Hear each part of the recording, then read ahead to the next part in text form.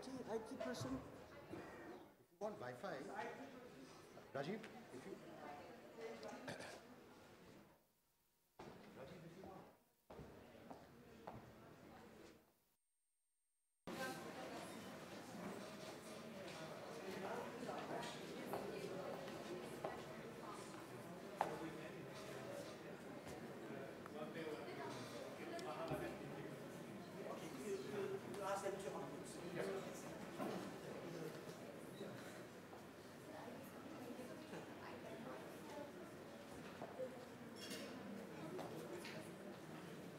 We'll do it.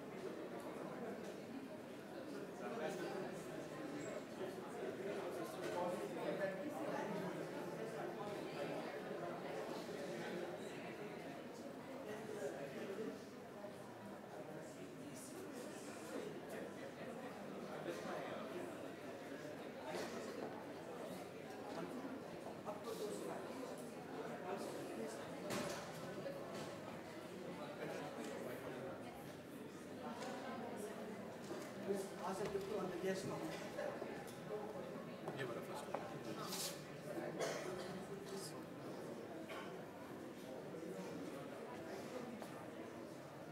ये आपका जी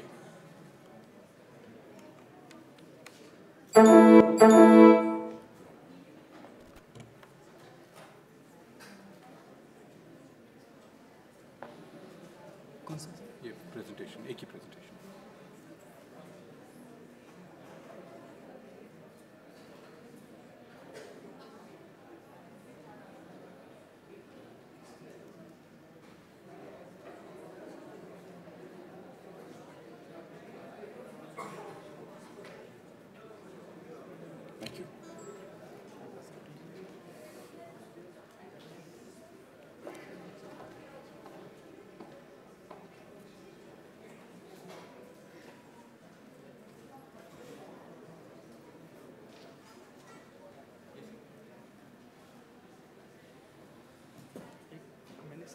presentation यहाँ पे डाल दिया मैंने ये अच्छा हाँ ऐसे से कर दो ठीक है मैंने इस पे पेन वापस दे दिया मैंने हाँ वापस उनका नाम क्या है ये वाला नाम कर देंगे ना पोस्ट को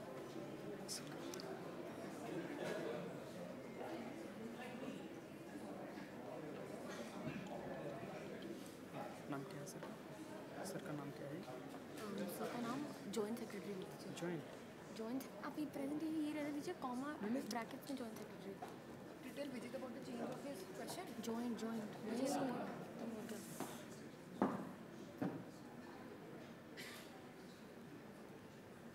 सेक्रेटरी हम लिखें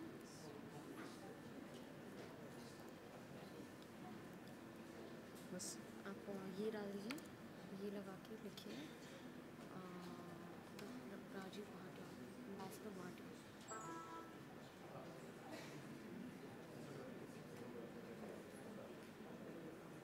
ये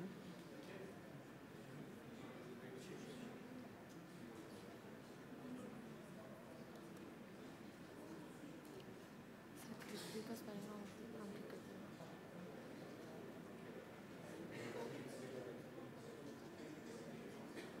आप जल्दी कर क्या नाम ambassador Bhatia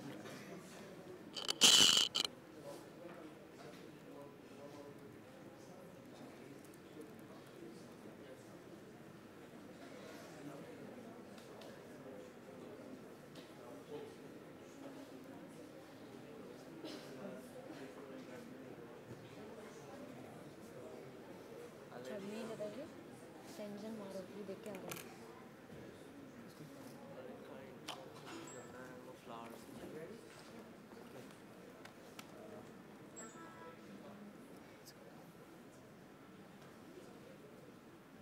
Everything is okay, right? Copy waiting. So what we are going to do is, Reza, we have 100.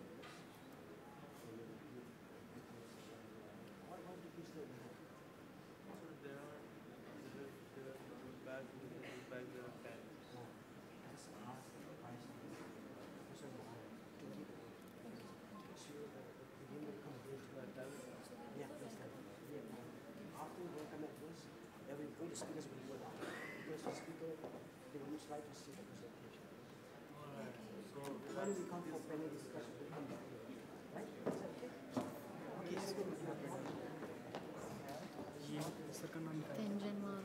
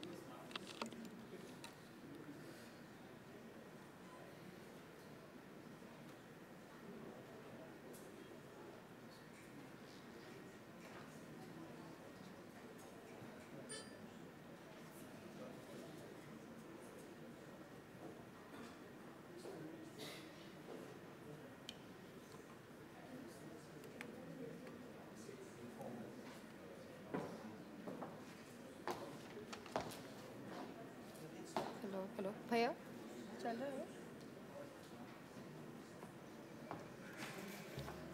ठीक है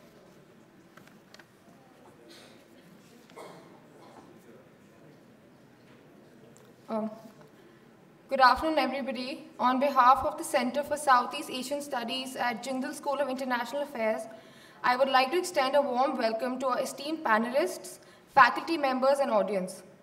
The theme for today's panel discussion is Act East Policy and the Importance of Myanmar in Northeast India. We have here with us a panel of seasoned experts. First, I would now like to introduce our panel. Ambassador Vikram Dorai Swamy is the Joint Secretary at the Ministry of External Affairs. He was India's first ambassador to Uzbekistan and the Republic of Korea. He was the Consular General in Johannesburg and the Political Counselor at the Permanent Mission of India to the UN in New York. He has served as Private Secretary to the Prime Minister of India. Our second speaker is Ambassador Vikram Bhatia. He served as Ambassador to Myanmar and Mexico, as a High Commissioner to Kenya and South Africa. Ambassador Bhatia played a key role in strengthening India's Track 2 research and outreach activities as Director General of the Indian Council of World Affairs between 2012 and 2015. The third panelist is Dr. Vijay Chandra Naidu.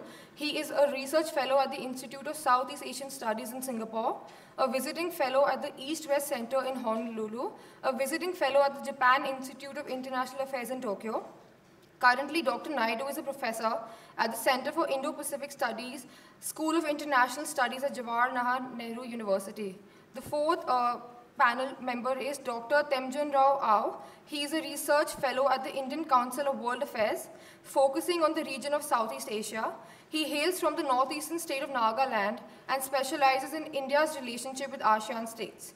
Last but not least, we have Ambassador Gautam Mukhopadhyay. He served in the Indian Embassy in Mexico, followed by France and Cuba. He also served as part of the Permanent Mission of India in New York. He was the Ambassador of India in Syria from 2005 to 2009 and in Afghanistan from 2010 to 2013. Ambassador Mukhopadhyay served as the Ambassador of India in Myanmar as recently as from June 2013 to May 2016. The panel discussion will be chaired by Dr. Neginpao Kipken, the Executive Director of the Center for Southeast Asian Studies at Jindal School of International Affairs. He's also an Associate Professor at JSIA. Dr. Kipken is a political scientist whose area of expertise lies in Myanmar. We will shortly be joined by Dr. Sriram Cholia, who will be analyzing and summarizing the panel discussion. He is the Dean at Jindal School of International Affairs. He is also an acclaimed author. Some of his publications include Politics of the Global Economic Crisis, Regulation, Responsibility and Radicalism, and the Modi Doctrine, the Foreign Policy of India's Prime Minister. Dr. Chaulia is also a political commentator and contributor in internationally acclaimed leading newspapers and journals. With a huge round of applause, I would now like to open the floor to the chair for the commencement of the panel discussion. But before that, I would like to call upon Ambassador Mohan Kumar to felicitate the guests.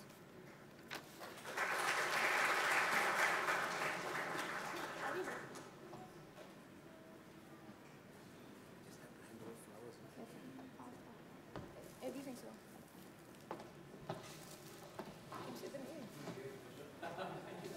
भैया bag लाएंगे आप?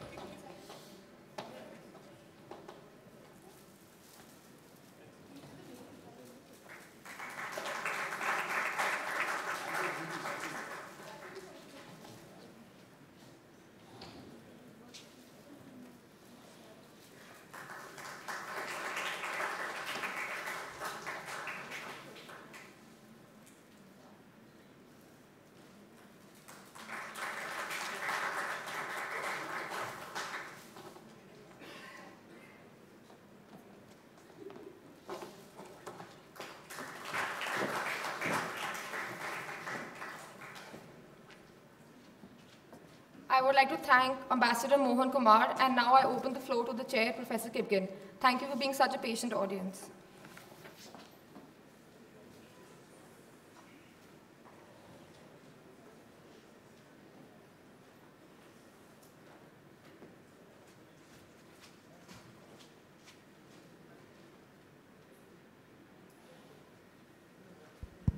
Hello, hello. All right. Good afternoon, everyone. So today we have a mixture of academics as well as practitioners. This is intentionally done because we would like to see from different perspectives. So what we are going to do is, I'm not going to take too much time. First, we will invite all the speakers, one after another, based on the program that we have. Then they will deliver their speeches. Then after every speaker is done, we will come back to this stage and we will have a panel discussion. And we have some pre-submitted questions, as well as we will open the floor for a Q&A session. Without further ado, now I would like to invite the first speaker, which is Ambassador Vikram Doraiswamy, to give the speech.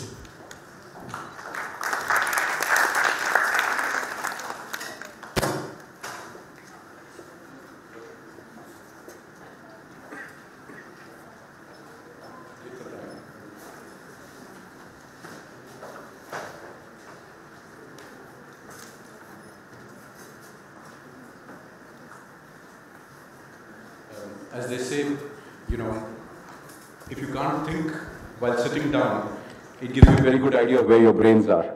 I find it easier to stand and speak.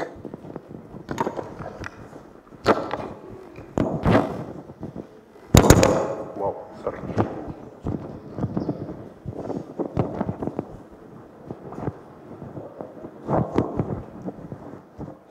Thank you. What did you do there, huh? So, good afternoon, ladies and gentlemen. First of all, thank you warmly to Professor Kipgen for the opportunity to come to your lovely university campus. And it's a huge pleasure to be able to be on a panel with two of my very distinguished senior colleagues from the Foreign Service, Ambassador Rajiv Bhatia and Ambassador Gautam Mukhopadhyay. I'm somewhat embarrassed to be speaking before them because the Foreign Service, like most other parts of India, follows the iron law of primogeniture quite closely. And not only are they much my senior, they are also much the better at this particular topic and at the career that we have chosen for ourselves at various points of our lives. But I think Professor Kipkin was kind enough to sort of figure out that the least experienced practitioner should speak first. So thank you for the opportunity, Professor, and to my senior colleagues. It's also a pleasure to be on a panel with distinguished academics on this field, which I hope will give students something of an idea of what we're trying to talk about. Where does the presentation pop up? Yeah. Oh, okay, right here. Okay. Right. So before I start, and I wanted to make this a little interactive, from among the students in this audience, how many of you have been to the Northeast? And before the Northeasterners here put up their hands, the rest from, so to speak, mainland India? Not so many, huh? Great. So you get my point then when we talk about why the Northeast and why Myanmar matter. As I will try and show in this presentation, our understanding of the importance of Myanmar has to a large extent also been conditioned by our inability in Delhi to think about why our Northeast matters and why we need to take greater attention to, pay greater attention to the challenges of development, insecurity, and indeed inclusion that have long beset the northeastern part of our country. I have, of course, had the good fortune to travel quite extensively in the Northeast at various points of time, even before I started my career. And I can tell you, for those of you who haven't gone, make friends with your classmates who are from the Northeast and get an invitation quick, because it really is well worth your while to visit. Okay, so what I'm going to try and talk about, if I can get this to work, oh yeah, is why the Northeast ought to matter to us and why Myanmar is relevant in this. Is this at all visible? Okay, great. I can barely see what I've written. We started up with the idea of looking east in the era of Prime Minister Narasimha Rao, which was to try and contextualize India's developmental opportunities from the rapid growth of the economies of East Asia, which was at that time in the early 90s primarily Japan, but also Korea, South Korea, and the start of rapid economic growth in some of the Asian tigers in ASEAN. Since then, of course, as Prime Minister Modi quite succinctly put it, the time to look has long since passed. The time has now come for us to act east. And in acting east, essentially, we need to recognize that the opportunity that we were looking for has largely gone past us because development has actually speeded up, not just in the 2 or 3 East Asian countries, but also in our giant northeastern neighbor, China. And it has also come to include parts of the less developed ASEAN states, the so-called CLMV states, Cambodia, Laos, Vietnam, and Myanmar. Myanmar for us is a critical part of the piece, as I'd like to point out here. It is our only land neighbor in ASEAN. We share a 1,600-kilometer border, which is unique in many senses, in the sense that it is actually an unfenced open border. It's quite interesting to go there and actually have a look, because you recognize that the border is minimally marked, it is minimally policed. Of course, we police it from further back, but it is heavily settled on our side. So there are settlements in border areas, even in the remote corners of the Northeast, which are right up to the line. And essentially the line goes across communities that are fundamentally the same on either side of the border. So the line has actually been used in a way that has been, which is quite unique for us, in that it hasn't actually been used to divide communities. We have a free movement regime, which essentially covers a swath of 16 kilometers on either side of the border, where people on either side of the border are free to move across without needing visas, passports, and so on and so forth. There is brisk border trade that happens, fairly unregulated, Not all of it can also be described as trade, which in other words means some of it is without benefit to either country's exchequer. There is also, unfortunately, a problem of security, which is where the challenge of underdevelopment and alienation have also met the problem, have sort of intersected with the problem of insecurity, with the rise of a number of what we call IIGs, Indian insurgent groups, operating just outside our reach in Myanmar. And I will come to that point in a moment, but our focus on looking east and acting east essentially begins with Myanmar. Without having a clear Myanmar policy, it will be difficult for us to conceive of an effective trade-based, security-enhancing interaction with our eastern neighbors. And that has got to be key to what we try and do in terms of acting east. Hence, the point that I'm trying to make about centrality of connectivity. Myanmar is that unusual neighbor for us, which, because it falls at the confluence of two key parts of government's policy. One being acting east, and the other being neighborhood first. So Myanmar is for us both a neighbor, where we have sought to apply preferential policies to be able to offer better trading opportunities, better development partnership opportunities, and better connectivity. But it is also a gateway for us to the east, as I was trying to suggest. It is also a place where India meets China. As the title of U Thant's, the great Secretary General U Thant's son, his first book on, grandson, sorry, Thant Mintu, about where India meets China. If you look at it civilizationally, and this is interesting, you could find many parallels where you see a Chinese and an Indian cultural influence. But at a lighter level, at a more sort of human level, the fact that most Myanmar men wear something that looks like a Sun Yat-sen jacket and a lungi ought to suggest to you that this is exactly half and half. A lungi with chappals and a very elegant jacket with it. Suited for the weather, but it is also culturally very sensitive, culturally very, very appropriate. So Myanmar is, for us, all of these things rolled into one. I'm afraid this is smaller than I thought. I thought it would be a smaller classroom, but I hope the slides will be distributed to you later. This was basically to underline the point I was making about growth opportunities in the ASEAN neighborhood and why these matter to us. Take the contrary picture for a moment. If you were to be sitting in Delhi, if you look east of us, broadly you see an avenue of opportunity with trade, things to trip over, sorry, trade, economic prosperity, investment opportunities, and so on. Sorry, Professor. If you look west of us, what do we see? We see a difficult relationship with Pakistan. We see a complicated border. We see instability all the way extending pretty much up to the Mediterranean. So what would you rather be doing? Logically, it makes sense for us to be developing our relationships with the countries east of us. The challenge, this is a nighttime picture I found off the internet, which gives you a sense of, just by looking at the distribution of lights, as to what your challenge is. And your challenge is here. If you see, this is Tinsukia and Dibrugarh. This is broadly the line of the boundary. Apologies for the name. It is dark along this entire swath. It's not just because of settlement being limited, it's also because of our failure to be able to provide developmental opportunities to our own citizens in the northeastern states.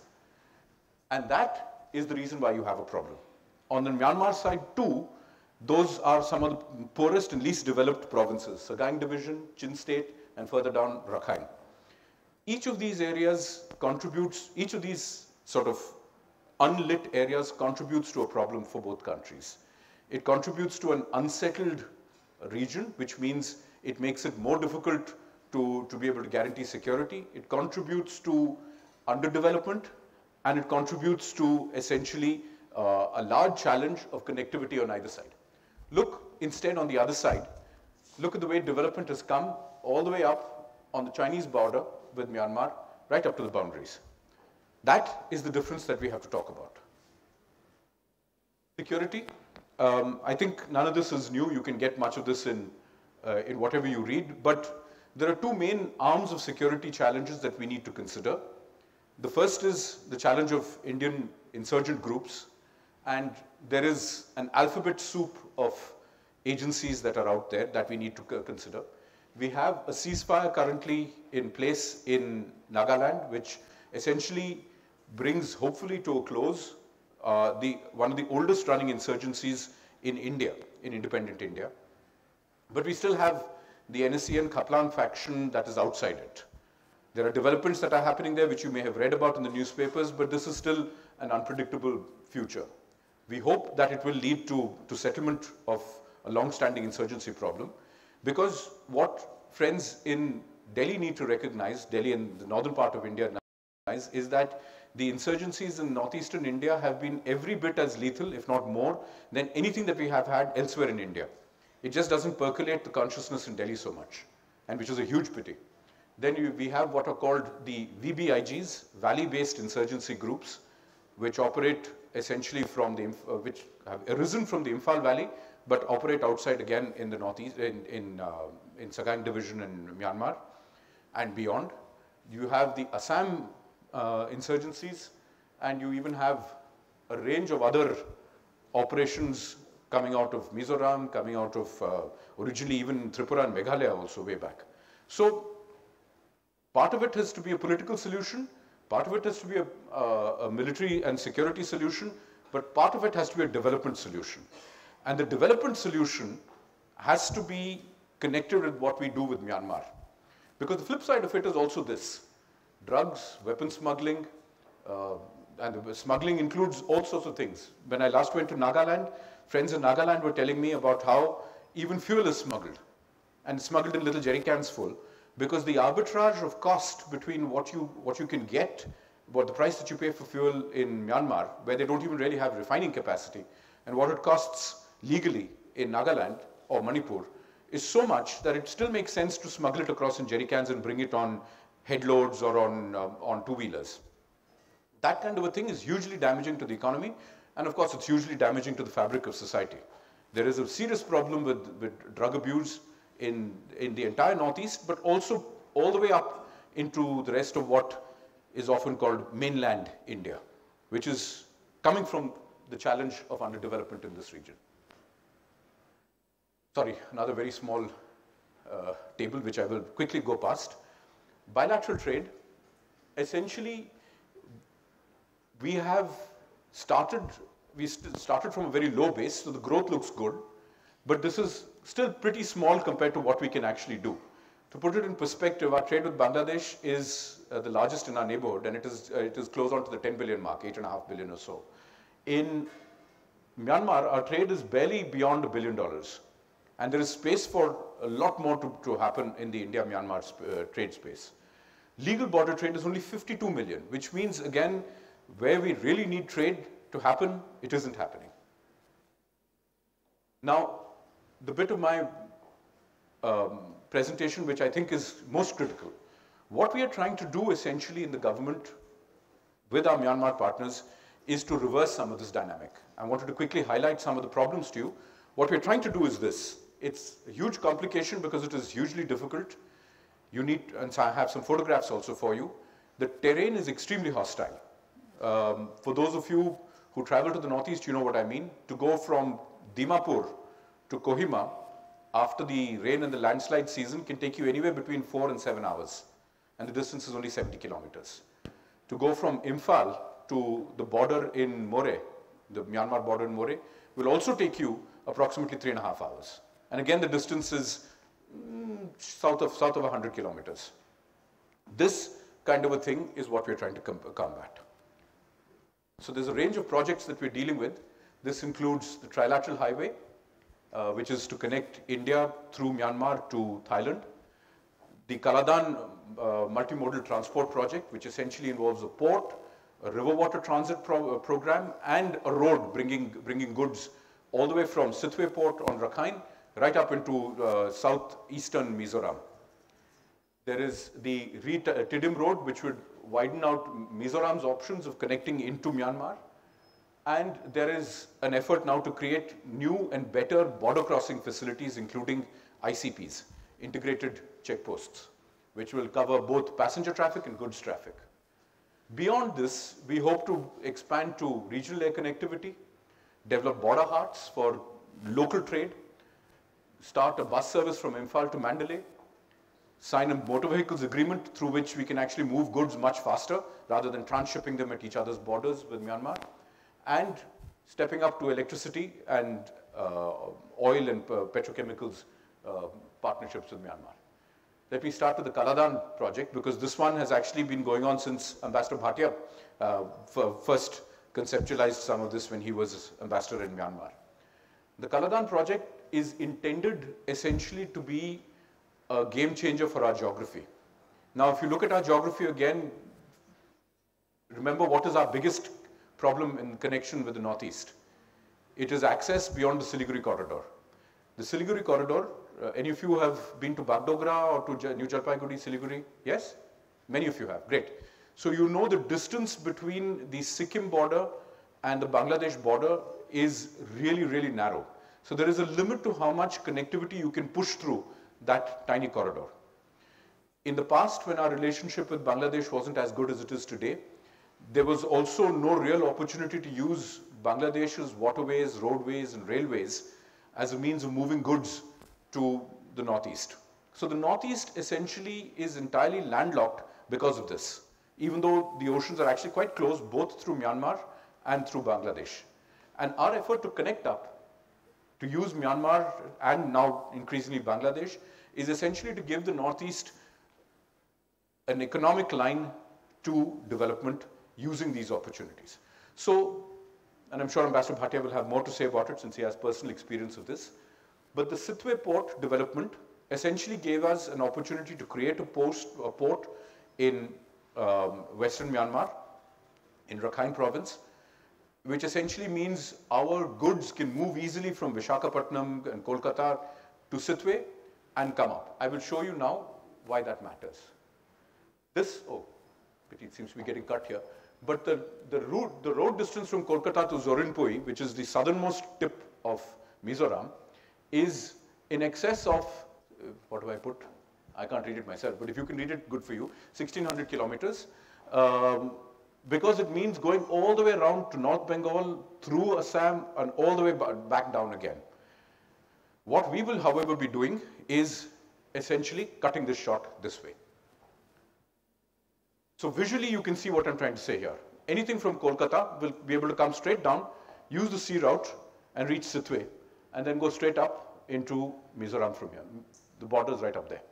So this is essentially something to get over the geopolitical challenge that we have faced ever since partition of being able to get goods across to northeastern India.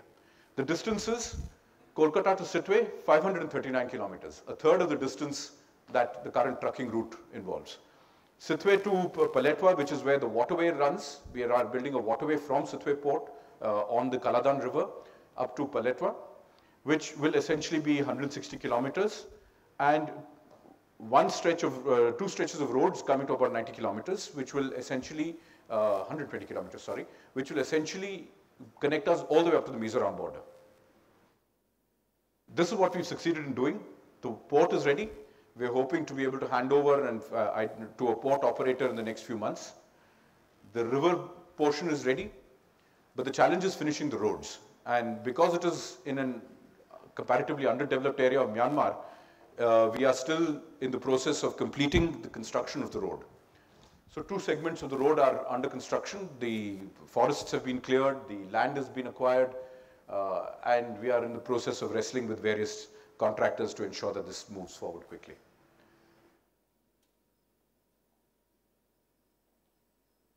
I've already outlined what the current status is, and I want to be a little quicker. So Trilateral Highway Project, again, this is a critical part of the connectivity piece. The idea is to be able to connect northeastern India southwards through the center of Myanmar all the way down to Thailand.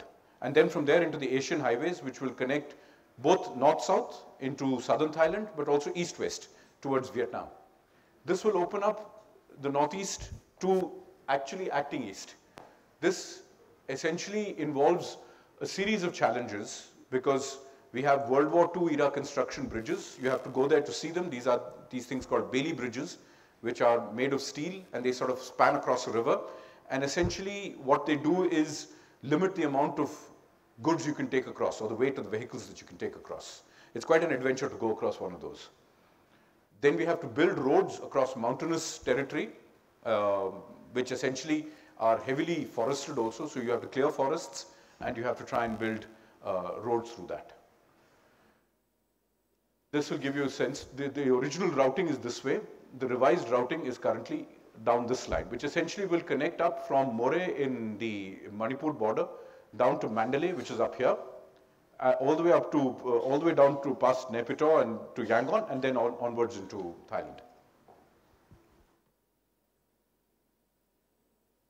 This is the kind of terrain that we're talking about. This is the kind of bridges. It is a great limitation. See the width of the road. It is a great limitation to the idea of trying to expand our connectivity. So we need to be able to expand these roads and build new bridges, which is why what we're talking about is the construction of new roads that will connect up to the least developed portions of Myanmar also. The Kalewa-Yagi road will essentially enable us to link on to roads that are already being built near Mandalay, and then to be able to use trunk routes in Myanmar itself to be able to move goods and people down to Thailand. This, I really like this particular photograph because it gives you a sense of what the terrain actually looks like. We hope in 4 years' time, but you can't hold me to that one because given the challenges of contracting out there, it's hugely difficult. And as our Northeastern student friends here will know, the entire area is also hugely susceptible to landslides, which is one of the reasons why road connectivity is always a challenge. This is what the Kalewa-Yagi road looks like right now. So we're going to have to try and build international standard double carriageway metal roads through terrain like this. The Retidim road will essentially help us connect eastern Mizoram with western Myanmar. It will essentially offer a land route southwards for passenger traffic in southern Mizoram to Myanmar, which is actually both, as Professor Kipgen can tell us, there is cultural similarity, there is linguistic similarities, and it is actually the easiest route out towards the seas. This is a 52-kilometer road. It actually shouldn't take so much to do, but it is extremely difficult to do because it is, imagine we're actually trying to take construction equipment, goods and services, construction people to a part of both countries where there is very little infrastructure. So the creation of these roads is actually going to be quite an adventure in its own right. What is of interest is that there is huge anticipation in both northeastern India and in Myanmar for the completion of this construction. I visited this ICP at More, which is coming up, which is almost complete, just less than a month ago.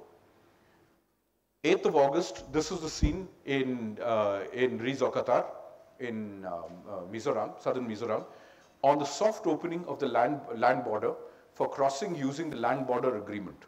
You would have seen in your newspapers in May this year that we signed a land border crossing agreement. And till date, there is some confusion about what it actually involves. What it actually involves is creating the facility to enable people to cross the border with regular visas at both these places using the land border. Doesn't sound particularly like much for those of us who are used to travel with a passport and to get onto a plane. But for people who live there, this is a really big deal because it has been next to impossible for them to cross legally into communities on either side. For people in Myanmar, the opportunity essentially involves seeking services, quality services that you get in India, medical services, educational services, access to medicine. For our people, the capacity to buy daily use goods, which are currently much cheaper in Myanmar than they are in Mizoram itself, only because of the huge challenge we have in shipping goods into northeastern India. So this is one of the most surprisingly anticipated developments in the entire Northeast, and it is a measure of how little we understand what people want in northeastern India that it was barely reported in mainstream newspapers in Delhi. So you can understand the kind of disconnect that there is between what we think people want and what people actually want. Up ahead, bus services. We had a huge amount of attention some 13 years ago when we started bus services across from Jammu and Kashmir to Pakistan-occupied Kashmir, when we started bus services in Punjab.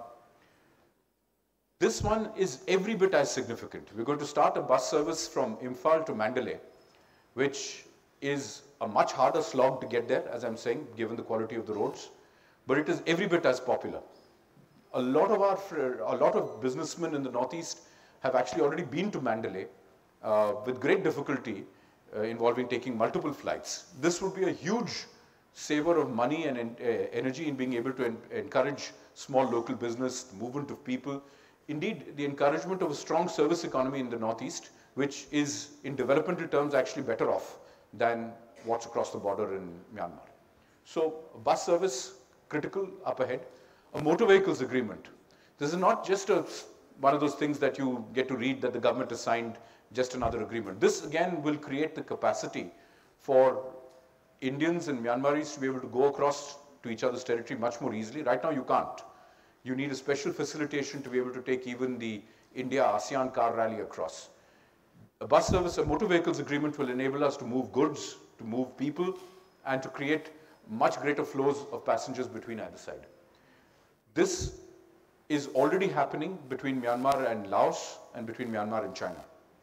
They're negotiating a similar arrangement with Thailand, but public connectivity, public transportation connectivity between Myanmar and Thailand is at an order of magnitude better than with us. So essentially, among Myanmar's major neighbors, barring Bangladesh, we're the only large neighbor that Myanmar has with whom connectivity is still extremely poor. Let me put that in perspective, why the motor vehicles agreement is important. A month ago, I was in Imphal and I went to Moreh. A week later, I had a business trip to make to Myanmar, not even a week later, 4 days later. To get from essentially what is the border of Myanmar, where my cell phone was catching Myanmar Telecom and it had automatically shifted 30 minutes, 30 minutes ahead, sorry, 1 hour ahead. Essentially, I had to come back to Imphal, take a plane to Calcutta, fly down to Bangkok, and then fly up to Myanmar. So I cut a clear circle around essentially what should be one contiguous region. So imagine instead a region that is connected with short-haul commuter flights, where people from Assam, Nagaland, Manipur, Mizoram, and indeed even Meghalaya and Tripura could easily connect up with short-haul flights, 130-seater Bombardier kind of aircraft, into Bangladesh, to Chittagong. It doesn't even have to be Dhaka. It can be Chittagong, it can be Sylhet, it can be Mandalay, it can be Kalewa in Myanmar. This would create a whole new web of connectivity, a whole new web of opportunity for businesses in the Northeast. It would also give us opportunities to strengthen our equities in development in Myanmar.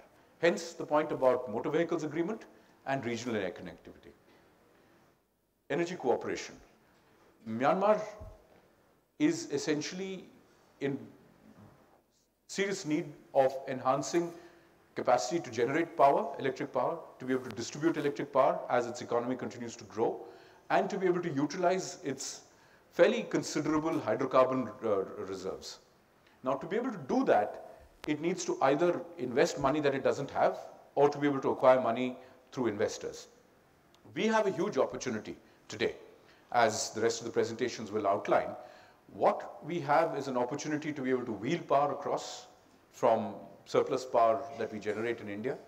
We have the opportunity to invest, as we already are doing, in the discovery of hydrocarbon resources, but also in the processing of resources, to be able to supply not just Myanmar, because the market may not be big enough for the scale of refineries that are today considered economic at 9 or 10 million, 9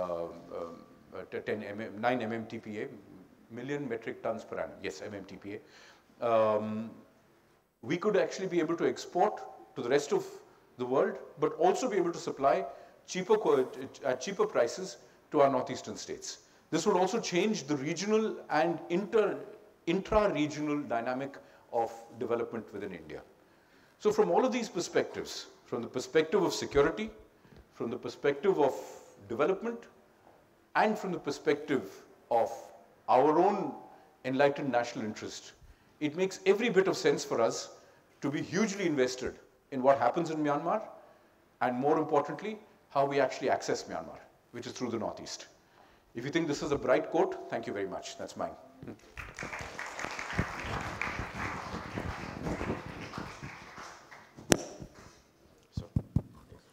Thank you very much, Ambassador Vikram Doraiswamy. For some of you who do not know, he is current Joint Secretary for Bangladesh and Myanmar. And now I would like to, as a chair, I would like to remind all the speakers, so please, if you can stick to 15 minutes each, so that we have enough time for discussion, question and answer session. Otherwise, we will have to skip question and answer session if we don't have time. And at the same time, I also would like to recognize some of my colleagues here, and also people coming all the way from Delhi just for this event. And during the vote of thanks, my research assistant will recognize those formally, but I would like to say a few words as an executive director for the Center for Southeast Asian Studies. And Ambassador Vikram Doraiswamy was talking about why Myanmar is key to the success of Act East policy, and also to Northeast India. And now we will be having the second speaker, Ambassador Reza Barati. It's not Vikram Bhatia, Reza Barati, and he will be talking on Look East to Act East policy, developments and challenges. So 15 minutes. Thank you.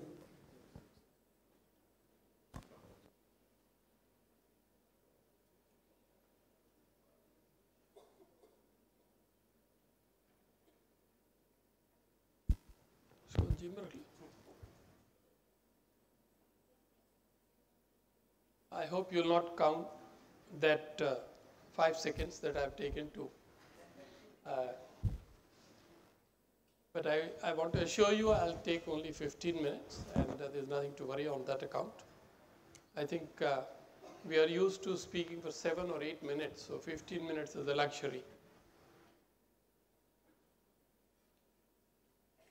Thank you very much, Jindal University, especially Professor Kipgen, whom I have known before I actually met him. So when you know somebody through his ideas and through his books, in a way that is the best way to get to know people. And greetings from the Gateway House, which is the think tank that I'm helping these days. Essentially, my topic is very focused, and this is the shift from Look East to Act East. What are the challenges? So I'll not really be talking about Myanmar, because already my very dear friend and colleague Vikram has done that marvelous job. And by the way, you went first not because you do not know enough. You know enough. That is very clear to us. You represent the government of India. You have to be the first to go. So there is this massive connection between India and the East.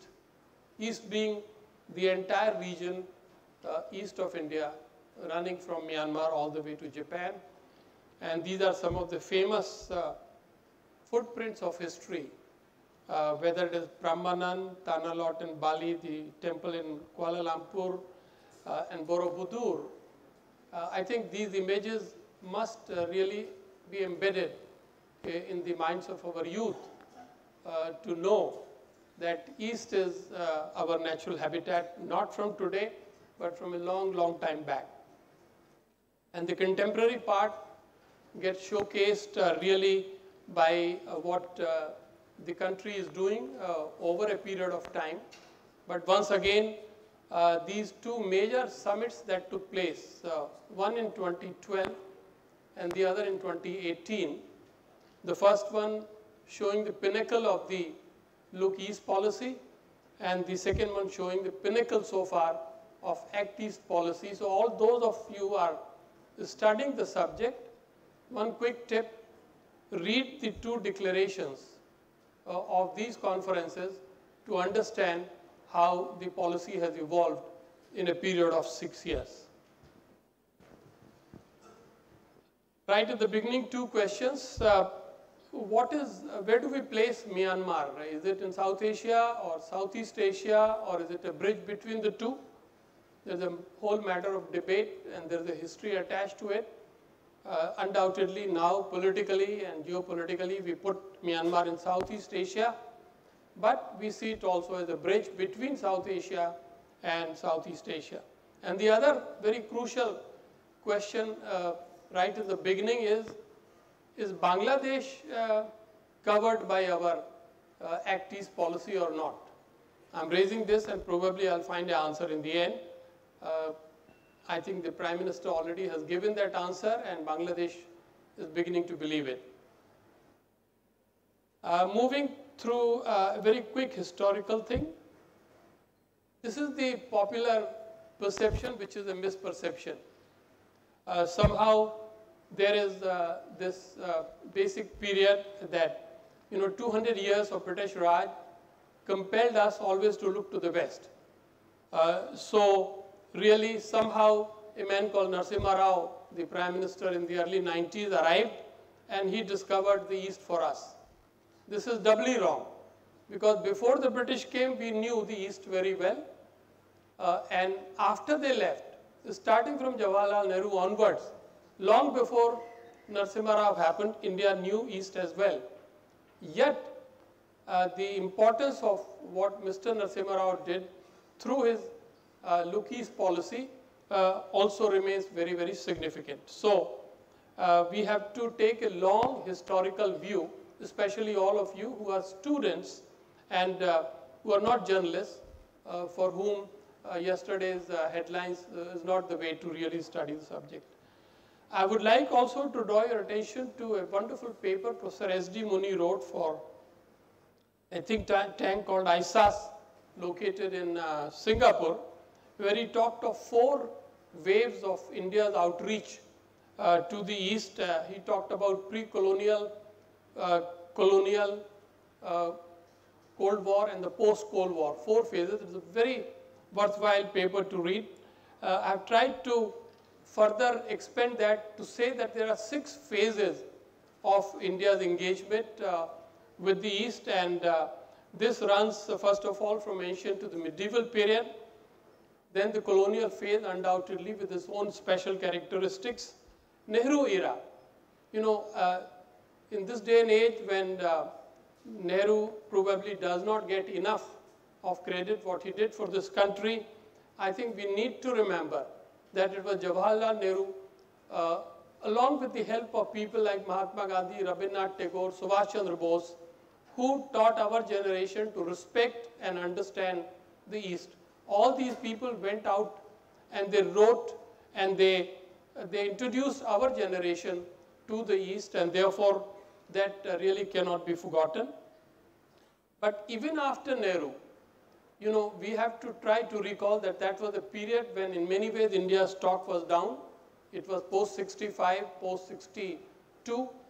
So essentially a very complex policy that was followed then.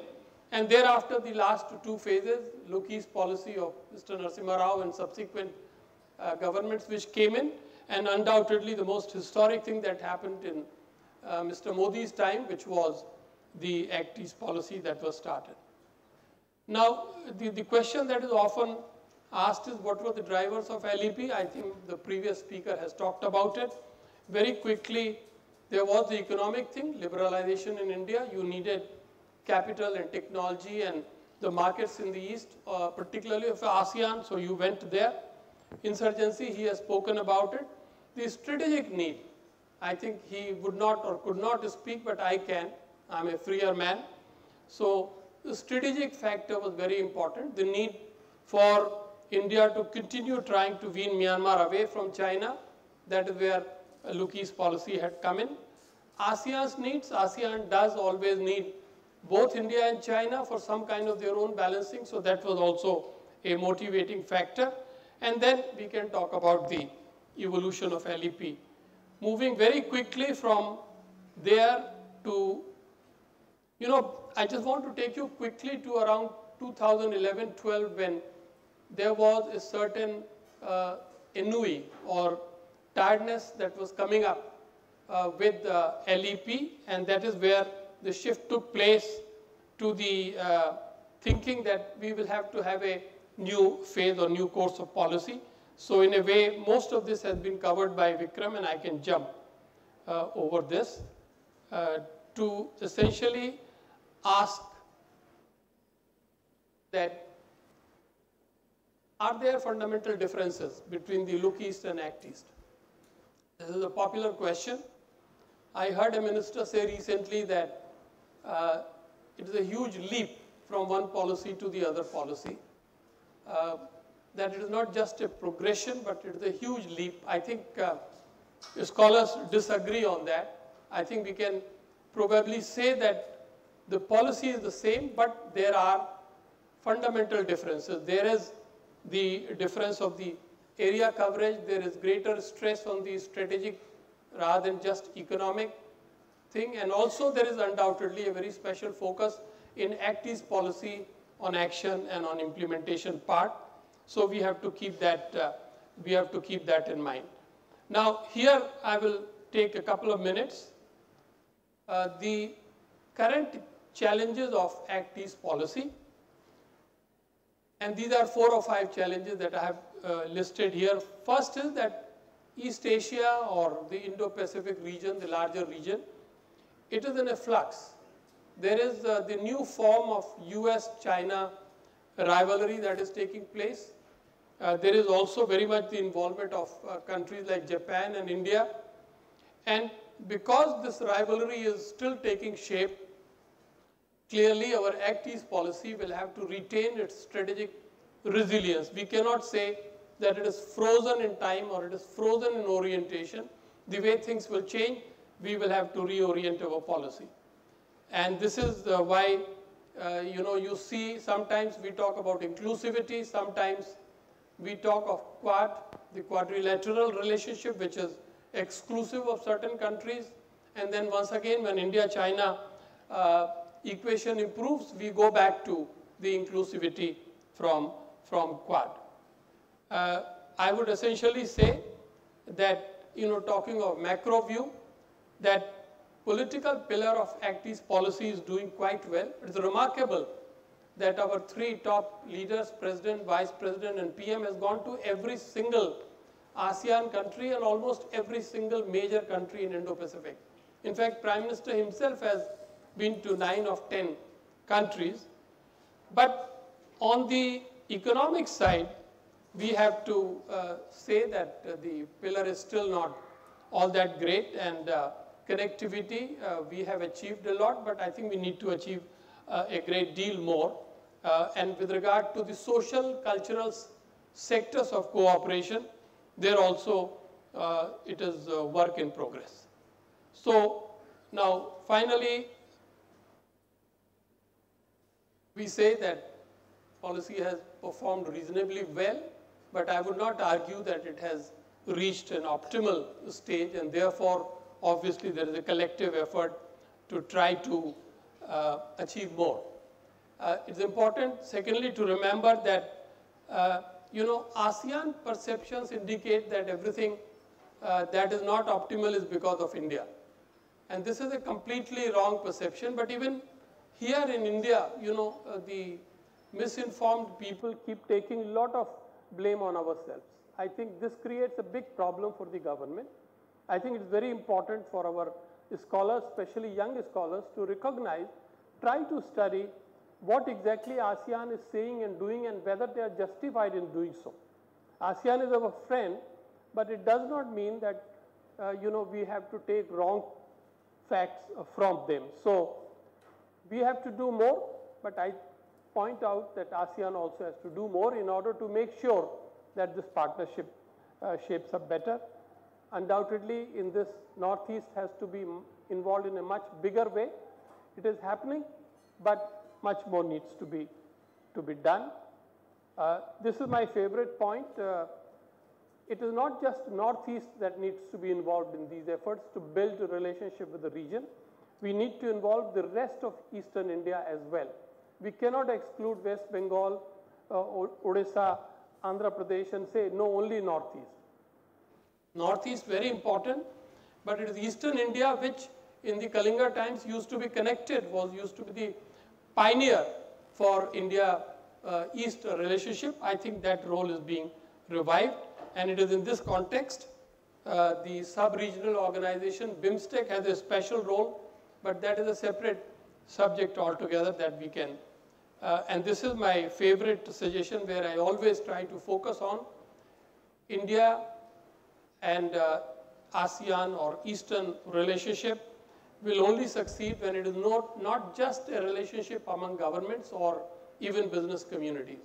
People like you and me, civil society, academics, think tanks, all of us have to be involved in one way or the other. Even when you go as a tourist to Malaysia or Indonesia, you get involved with the Act East policy. So it is when it is a whole of the polity policy, that is where you really can hope to succeed. In the end, since I am in the temple of Goddess Saraswati here, I must give a tip for 3 books, one of them immodestly. 2, the one on the left and the right, were produced by the Indian Council of World Affairs. These are among the best books on Look East and Act East policy. And the one in the middle is the one which I wrote on India-Myanmar relations. So this is a throwback to another era when Madame Aung San Suu Kyi was treated by the world as an icon when she insisted that she was an ordinary politician. And now the world is beginning to believe her. Thank you.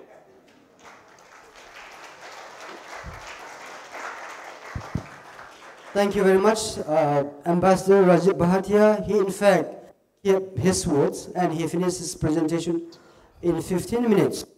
For your information, Ambassador Barati is a distinguished fellow in Foreign Policy Studies program at Gateway House, and he was former Indian ambassador to Myanmar 2000 to 2005. The next speaker would be Dr. Naidu. If I have to take 1 more minute, Professor Naidu has been widely known as an expert on Southeast Asia. So I requested him to talk about the wider perspective of Southeast Asia, not just Myanmar or a few countries, but rather the entire Southeast Asia. And he will be talking purely on academic perspective. That's the good thing about this panel discussion. We are bringing both practitioners and academics. So he is the professor of Center for Indo-Pacific Studies, School of International Studies, the Jawaharlal Nehru University. Now may I invite Professor Naidu to take 15 minutes.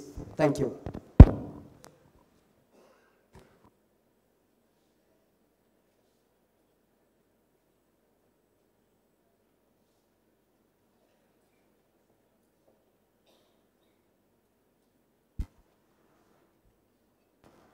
Do you have my second?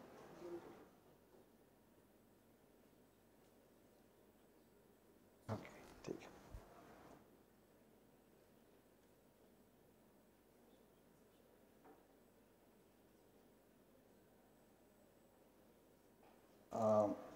Good afternoon, everyone.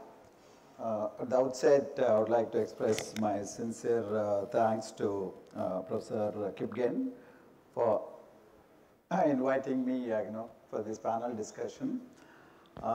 Unlike the practitioners, I'm an academic. I teach, basically Southeast Asia, but broadly Indo-Pacific and East Asia. And as an academic, as a professor in a university, I'm so used to taking classes which range from 1.5 hours to 2 hours on average. So it's very difficult to to concisely put across in 15 minutes what I want to say. I'll try my best. It's virtually impossible to put all the things I really wanted to say. In fact, I'd made a lot of slides. Then I realized when he sent me the final program that it's 17 minutes. So now he reduced it to 15 minutes. So there's no way I realized that I'll quickly put across some major points I have in mind. especially with respect to what is this Act's policy, how did it evolve from the Look East policy. So in order to look at what exactly the Look East policy, one has to have a little background, what is the Look East policy in the first place. So Look East policy, I'm not going to the history, really look at history. India's links go back to more than 2,000 years, and in fact 320 BC. Ashoka sent his emissaries to propagate, Buddhism. So even before that, along the eastern coast of, India, you had fairly established, sea links with Southeast Asian countries. Kalingapatnam, Masulipatnam, Nagapatnam. These were the main ports through which, trade used to take place. I'm sure you must have heard about Nagarjuna, famous Buddhist philosopher. So he was one of those the great Buddhist exponents, who was also instrumental in spreading Buddhism in Southeast Asia. You'd be surprised to know that there are at least 4 countries which have got kind of Sanskrit names. Indonesia, Indo. Actually, if you go to East Asia, from Japan to China to all these countries, for them they call it Indo. Indo means India. So Asia means a group of islands. You have Cambodia. Cambodia is evolved from Cambodia, Raja. If you go to southern Vietnam, you had Cham. Okay, it's part of Vietnam now. You have Singapore. Singapore is Singapuram, Singapura. It's a very typical Sanskrit name. Even Burma, I believe, which now they call it Myanmar, evolved originally as Brahmadesa. From Adesa it became Brahma. This actually denotes the kind of the huge cultural impact India had with Southeast Asian region.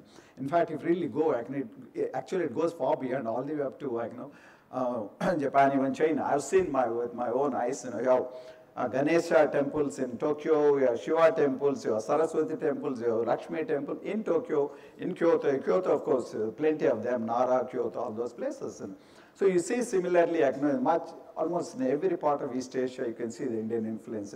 So ever since, it's been a long kind of engagement India has been having. Unfortunately, this engagement got disrupted during the colonial period. It was revived after India gained independence. For whatever reasons, again, relations did not progress the way they were anticipated to. So starting from the 1990s, 1991 to be precise, because of various reasons. One of the major reasons was, of course, economic compulsions, when India had to face severe shortage of foreign exchange currency and all sorts of issues. So that was the time India went in for market reforms, and that forced India to look at this region, by then which had emerged economically one of the most vibrant regions, which continues to be even today, if you really look at it. So that was the beginning of the so-called Look East policy. There's no policy document, there's no white paper, nothing. So you have to put things together and see how this Look East policy actually took shape. Starting from the 1991, one of the first major speeches that at that time, Prime Minister Narasimha Rao gave a speech in Singapore called Singapore Lecture in 1994. So that gave an inkling, gave an idea of what exactly India was looking at. So India was not really looking at Southeast Asia, but in his speech, in fact, it's called India and the Asia Pacific. Facing a new relationship. So he was really looking at the entire Asia Pacific, what is also called East Asia today. So that was the beginning of India's re-engagement with Southeast Asia and beyond with the other countries of the Asia Pacific or East Asia. So over the years, it took a while for India to really deepen and expand this relationship. It came about in 3 broad categories of dimensions. One is political. So political, 2-dimensional approach one can decipher. Forging institutional links with ASEAN, by then ASEAN, Association of Southeast Asian Nations, it had emerged one of the major platforms to deal with a variety of regional issues, including economic cooperation, to deal with security issues, all sorts of issues, especially after the end of the Cold War. So to develop institutional linkages with ASEAN became one of the top priorities. That's how India became sectoral dialogue partner, full dialogue partner, summit partnership, and all that evolved over the years. So that's one part of that. Simultaneously, one can also see India trying to develop or qualitatively improve its relations with select countries. such as Singapore, Malaysia, Indonesia, these countries. So the second dimension is economic. Obviously, economics is the major propeller, the driver of any relations, especially with respect to East Asia. The whole idea was to integrate with East Asia. So you can see a number of developments taking place. Most prominently, if you really look at now, apart from generally increasing the investments from both sides and trade going up from less than 9 billion to nearly 74 billion today. RTS, regional trading arrangements, I'm sure you must have heard about them. India signed regional trading FTAs or free trade agreements or RTAs. India signed the largest number of free trade agreements or RTAs with this part of the world, starting from with ASEAN, with Singapore, with Malaysia bilaterally, with South Korea, with Japan is also negotiating with Australia and New Zealand. So it's also, India is also involved in RCEP negotiations. RCEP is a mega regional trading bloc that is being negotiated, which hopefully it will come about during the course of this year. The third dimension is defense and strategic relationships that India has developed over the years. Sorry. In fact, if you really look at this is one area which has really witnessed a remarkable progress in terms of how India, being absolutely irrelevant to regional security during the Cold War, for much of the Cold War, has emerged as a significant factor in the regional security equilibrium equation. India has fashioned a number of bilateral defense and security cooperation agreements. Broadly, in terms of bilateral mutual multilateral exercises, Milan exercises is biennial naval gathering that takes place near Port Blair, and any number of bilateral exercises India does with countries like Singapore, Thailand, Indonesia, and several other countries. And the second dimension is training. A variety of training programs take place between India and Southeast Asian countries, but even beyond Southeast Asia. There have been a series of security and defense dialogues that take place between India and most of the countries, and India signed the largest number of strategic partnership agreements. There are also some instances of arms transfer as well from India, and Vietnam is one example. So Lucas policy has come a long way. So it has kind of paved, it's been one of the most successful policies. There's no question about that. So now, time has come now to talk in terms of how to upgrade this Lucas policy. That's where the Modi government came out with this idea of Act-East policy. So it became from looking to engaging to acting. It's not that India was not acting earlier, but they want to take more proactive measures to engage Southeast Asia. So what are these new things that the government at least thinking in terms of bringing, making, strengthening the Lucas policy, or making that into a kind of Act-East policy. So one is connectivity. We've been talking about connectivity, especially the road connectivity. Connectivity has got many dimensions. Road connectivity is one of the dimensions. You also have air connectivity, you have sea connectivity, which is far more important. Actually, much of the trade takes place through the seas. You have a series of new ports coming up along the eastern coast, and they over the years are going to play a significant role as trade increases. And you also have people-to-people contact, people-to-people connectivity. So that's very, very important. Unless you understand how the cultural and other dimensions of the East Asian region, it's very difficult to engage that region. So the people-to-people connectivity is still very, very limited. Excepting, we know about Bangkok, we know about Kuala Lumpur, we know about Singapore, but how many people know about Jakarta or Manila or Phnom Penh or Vientiane or even Yangon, for instance? So the knowledge about that region is very, very limited. Similarly, it's even more limited in Southeast Asia about India. They know a few big countries, but the number of people that come to India as visitors, as tourists is really, really limited. Similarly, you also need to have institutional connectivity. There is considerable institutional connectivity, but that is still need to be strengthened. But one aspect that really Act-East policy can do a lot more is to use Indian old ancient connections to strengthen, use it as a kind of soft power tool to strengthen bilateral relations and as well as relations with the rest of the region. So that cultural element, what is broadly called soft power, so that has not been paid much attention to, which has been it seems to be now the new dimension that Indian government is planning to do that. And then, of course, diaspora. We have a substantial number of Indians, especially in two countries, in Malaysia and Singapore, engaging them. Okay, it's one of the issues that has been prominently mentioned in the Act East policy. Economic aspects, there's absolutely no question. In East Asia, if you really look at, I lived there for 5 years. Their economics is security. All other things really, don't matter as much as economics. Everything revolves around how economic relations are shaping up. And I just give you an example. For instance, in China Southeast Asia trade today, last year was 514 billion compared to India Southeast Asia trade, which was about 74 billion. So that really gives an idea how deeply Southeast Asia is embedded in Chinese economic development policies. All you need to is really look at the kind of connectivity projects China has been undertaking. I was really yesterday we had a major conference in JNU on Yunnan province. How Yunnan province is playing a key role in bringing China closer to Southeast Asia. I mean, they're spending billions and billions of dollars, developing all sorts of railway, road, and other networks, and that's going to have a huge, huge impact.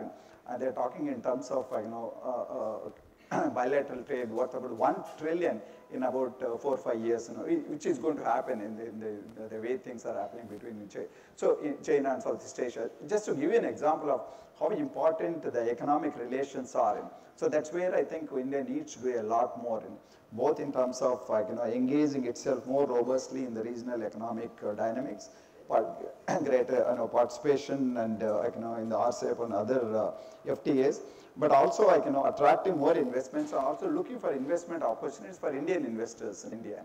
So that really gives you an idea where India stands. India is still a marginal player when it comes to regional economics.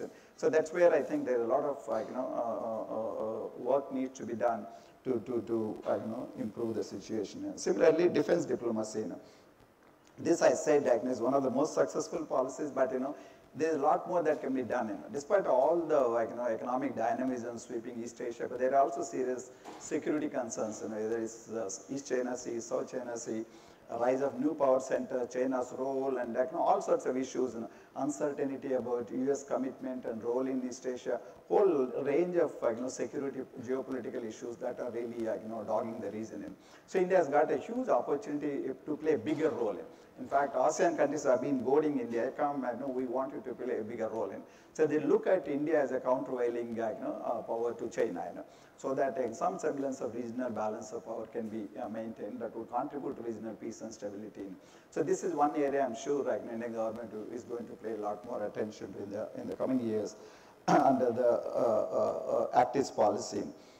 So these are some of the basic issues I thought I will mention. But it's finally the ASEAN-centric policy. Probably we've been talking a lot about ASEAN-centric policy. Maybe it has got its limitations.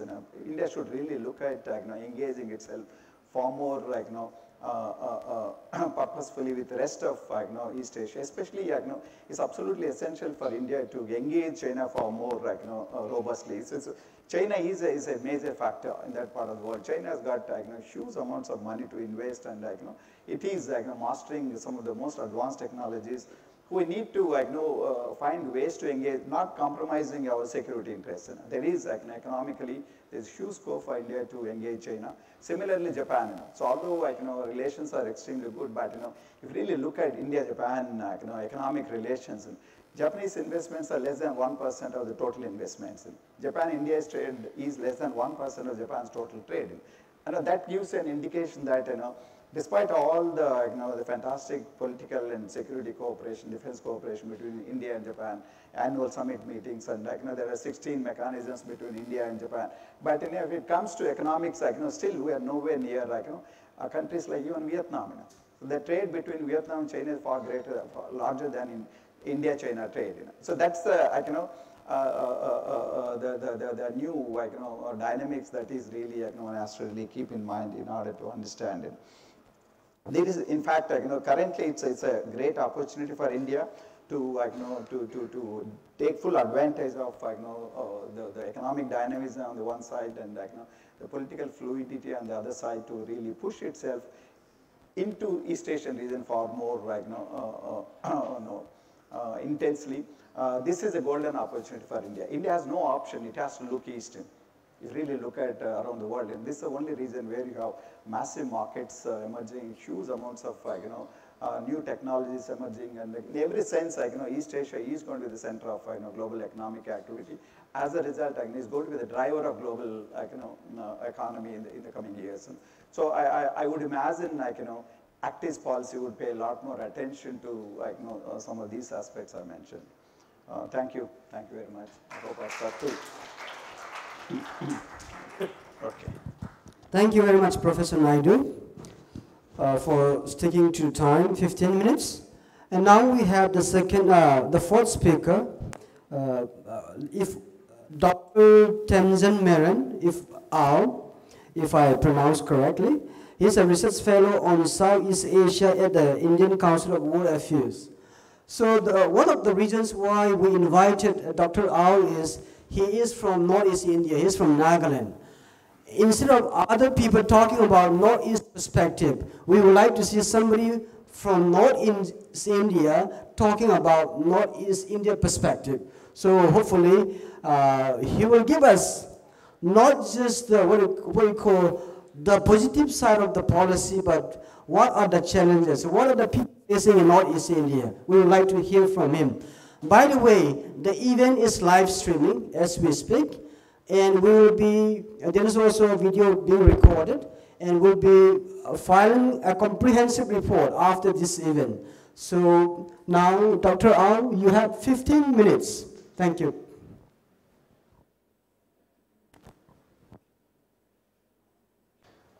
Firstly, a very good afternoon, ladies and gentlemen. At the outset, I would like to thank the Center and Professor Kipjin for inviting me and making me a part of this event.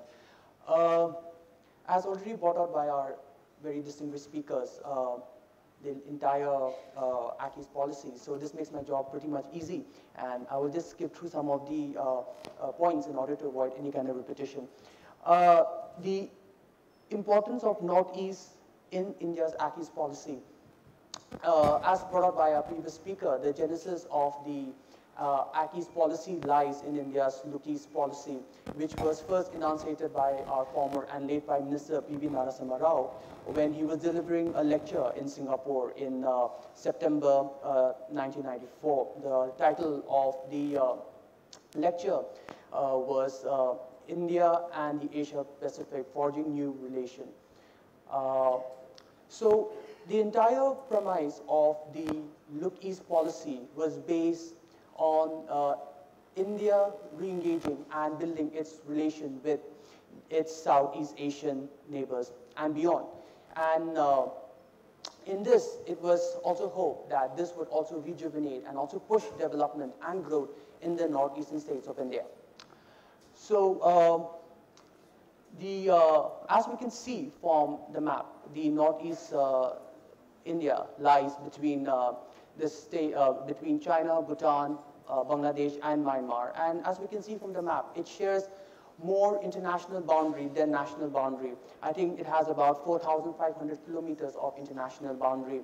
And this geographical proximity to the region of Southeast Asia makes the Northeast not only a land bridge, but more importantly, the existing cultural linkages that exist on both sides of the border makes the region more important. The region of Northeast India is strategically very important for the Act's policy, as was stated by our foreign minister when she was addressing the group of governors from Northeast India in 2015, where she stated that the Northeast India would be a natural partner for India's Act's policy. Further, the foreign minister also specified that through the Act's policy, it would also push growth and development in the entire region. So the Act's policy, with its emphasis on connectivity could act as a major impetus towards building this growth in the entire region, and could provide the necessary market for India as it forays into Southeast Asia and beyond. Connectivity, as stated, being a key element of the Act East policy, the Act East policy could complement the policies that are already in place, such as the Northeast Region Vision Document 2020, which was unveiled by the Government of India in 2008. The Northeast Vision Document specifies 17 thematic areas of development, in which we have connectivity in terms of railway, roadways, inland waterways, and air as some of the major connectivity development agendas. So we have the trilateral, the 1,400 kilometers trilateral highway that would connect the Northeast region all the way to Thailand via Myanmar. This would provide for the free flow of commerce as well as people. There's also the the Caledon multi-modal transit project that has a 158 kilometer sea linkage and a 29 kilometers roadways that would connect the Sirtwe port in Myanmar to the India-Myanmar border in the Indian state of Mizoram. So it is firstly very important to address the challenges of the Northeast region in order for the Act East policy to achieve its stated goal. The first issue is that of poor connectivity. Firstly, roadways. Till date, the road connection in the region seems to be highly underdeveloped, and proper surface road has not reached most of the remote parts of the region.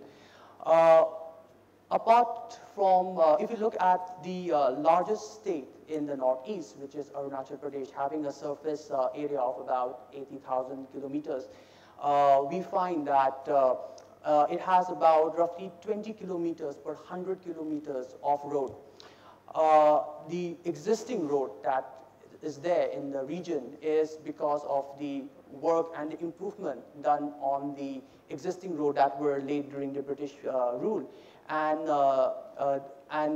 in most of the hilly states of Northeast, such as Nagaland, Mizoram, Arunachal Pradesh, and Manipur, what we find is most of the road remains unsurfaced. And in terms of the more plain areas, such as Assam and Tripura, there is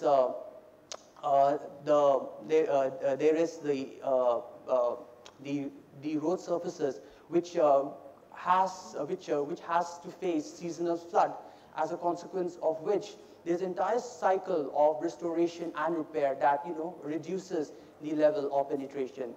The data that has been pulled in the chart is taken from the National Highway Authority of India ending in June of 2017. We can see that there has been an increase in the kilometers of roads that have been added to each of the northeastern states. And these are pretty much encouraging. In terms of railway connectivity, we can see that the map shows that it is still an ongoing process. We do have railway lines being extended to the commercial capital of Arunachal Pradesh, Nagarlagan, and it is still an ongoing process. There are two issues that continues to slow down or restrain the growth of the railway track. One is, as mentioned, the topography of the region. And secondly is also the issue of land ownership in the region that makes the purchase of land for laying of railway tracks pretty cumbersome. And this also acts as a restraint in the railway penetration in the region. In terms of air connectivity, as you can see in the map, it is not so good. We don't have most of the small towns in the northeast region connected to airports. According to the Airport Authority of India's 2016-2017 report, there are emphasis towards completing as well as upgrading the existing airport. government initiatives such as UDAN that was launched in April of last year are good initiatives because these would push for the connection of small airport within the region. For instance, last year we had the launch of the regional air connectivity from Shillong Airport to Dimapur Airport. So these are good initiatives, and but much more needs to be done. Apart from the issue of poor connectivity, there is also the prevailing underdeveloped economy in the region. I won't elaborate much on this, but firstly, agriculture, which is the main stay of many of the people in the region, is highly underdeveloped, and there is the continuation of traditional practice of agriculture. This has affected, this continues to affect the yield as well as the quality. Apart from this, the traditional industries such as petroleum and tea plantation industries that were started at the start of the 20th century hasn't really pushed the overall industrial development in the region. This region, which has huge potential in terms of manufacturing goods as well as services, has not really taken off and has not led to the enormous economic opportunities that the region could provide. If you look at the GDP of the 7 northeast states, the GDP of Assam in the bar diagram and the line diagram indicating the GDP of the remaining 6 states, we find that over the course of the years since liberalization, there has been an increase in the level of GDP. But if we compare especially the GDP of the 6 northeast states, given the line diagram, we find that in comparison to the rest of these states in India, it is comparatively low, and there is a huge gap that still continues. Therefore, in closing, I would just like to emphasize that the Northeast region should not just be looked from the prism of it being a mere transit route into Southeast Asia, given the huge potential in terms of it becoming an export hub because of the huge potential in terms of manufacturing, agriculture, as well as services. So apart from that, the Northeast region, which is so much crucial for the proper implementation of the ACIS policy, has to continuously address the issue or the complex challenges that prevails in the region. The region of Northeast has this unique problem of huge pool of highly educated unemployed youths, having one of the highest literacy rate in the country.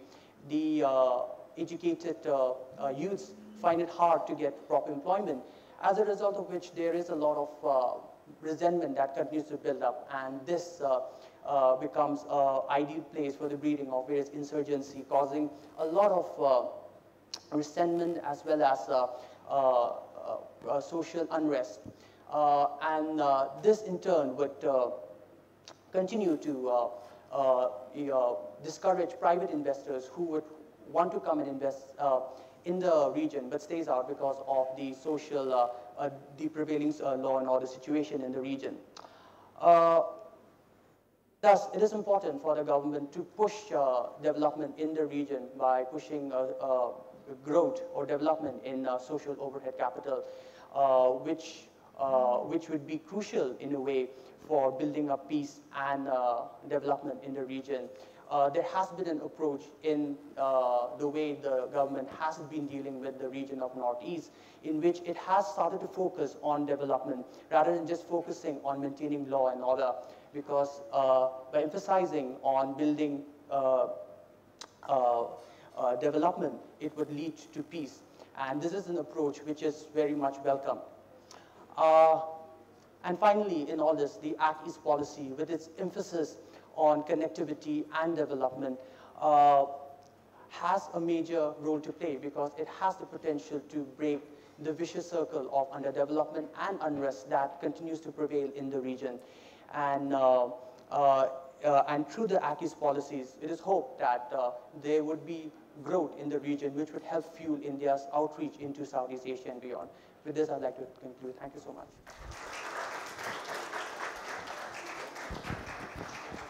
Good. Thank you very much, Dr. Rao. Last but not the least, we have Ambassador Gautam Mukhopadhyay. He is former Indian ambassador to Myanmar from 2013 to 2016. And he will be winding up all the speakers what they said, and we'll try to put forward some kind of policy recommendations. And if we are lucky enough, we may have about 5 to 10 minutes question and answer session afterward. And for your information, we are going to provide tea and snacks around 4:30 p.m. If you're, please stay until then. And now, Ambassador Mukhopadhyay, 15 minutes.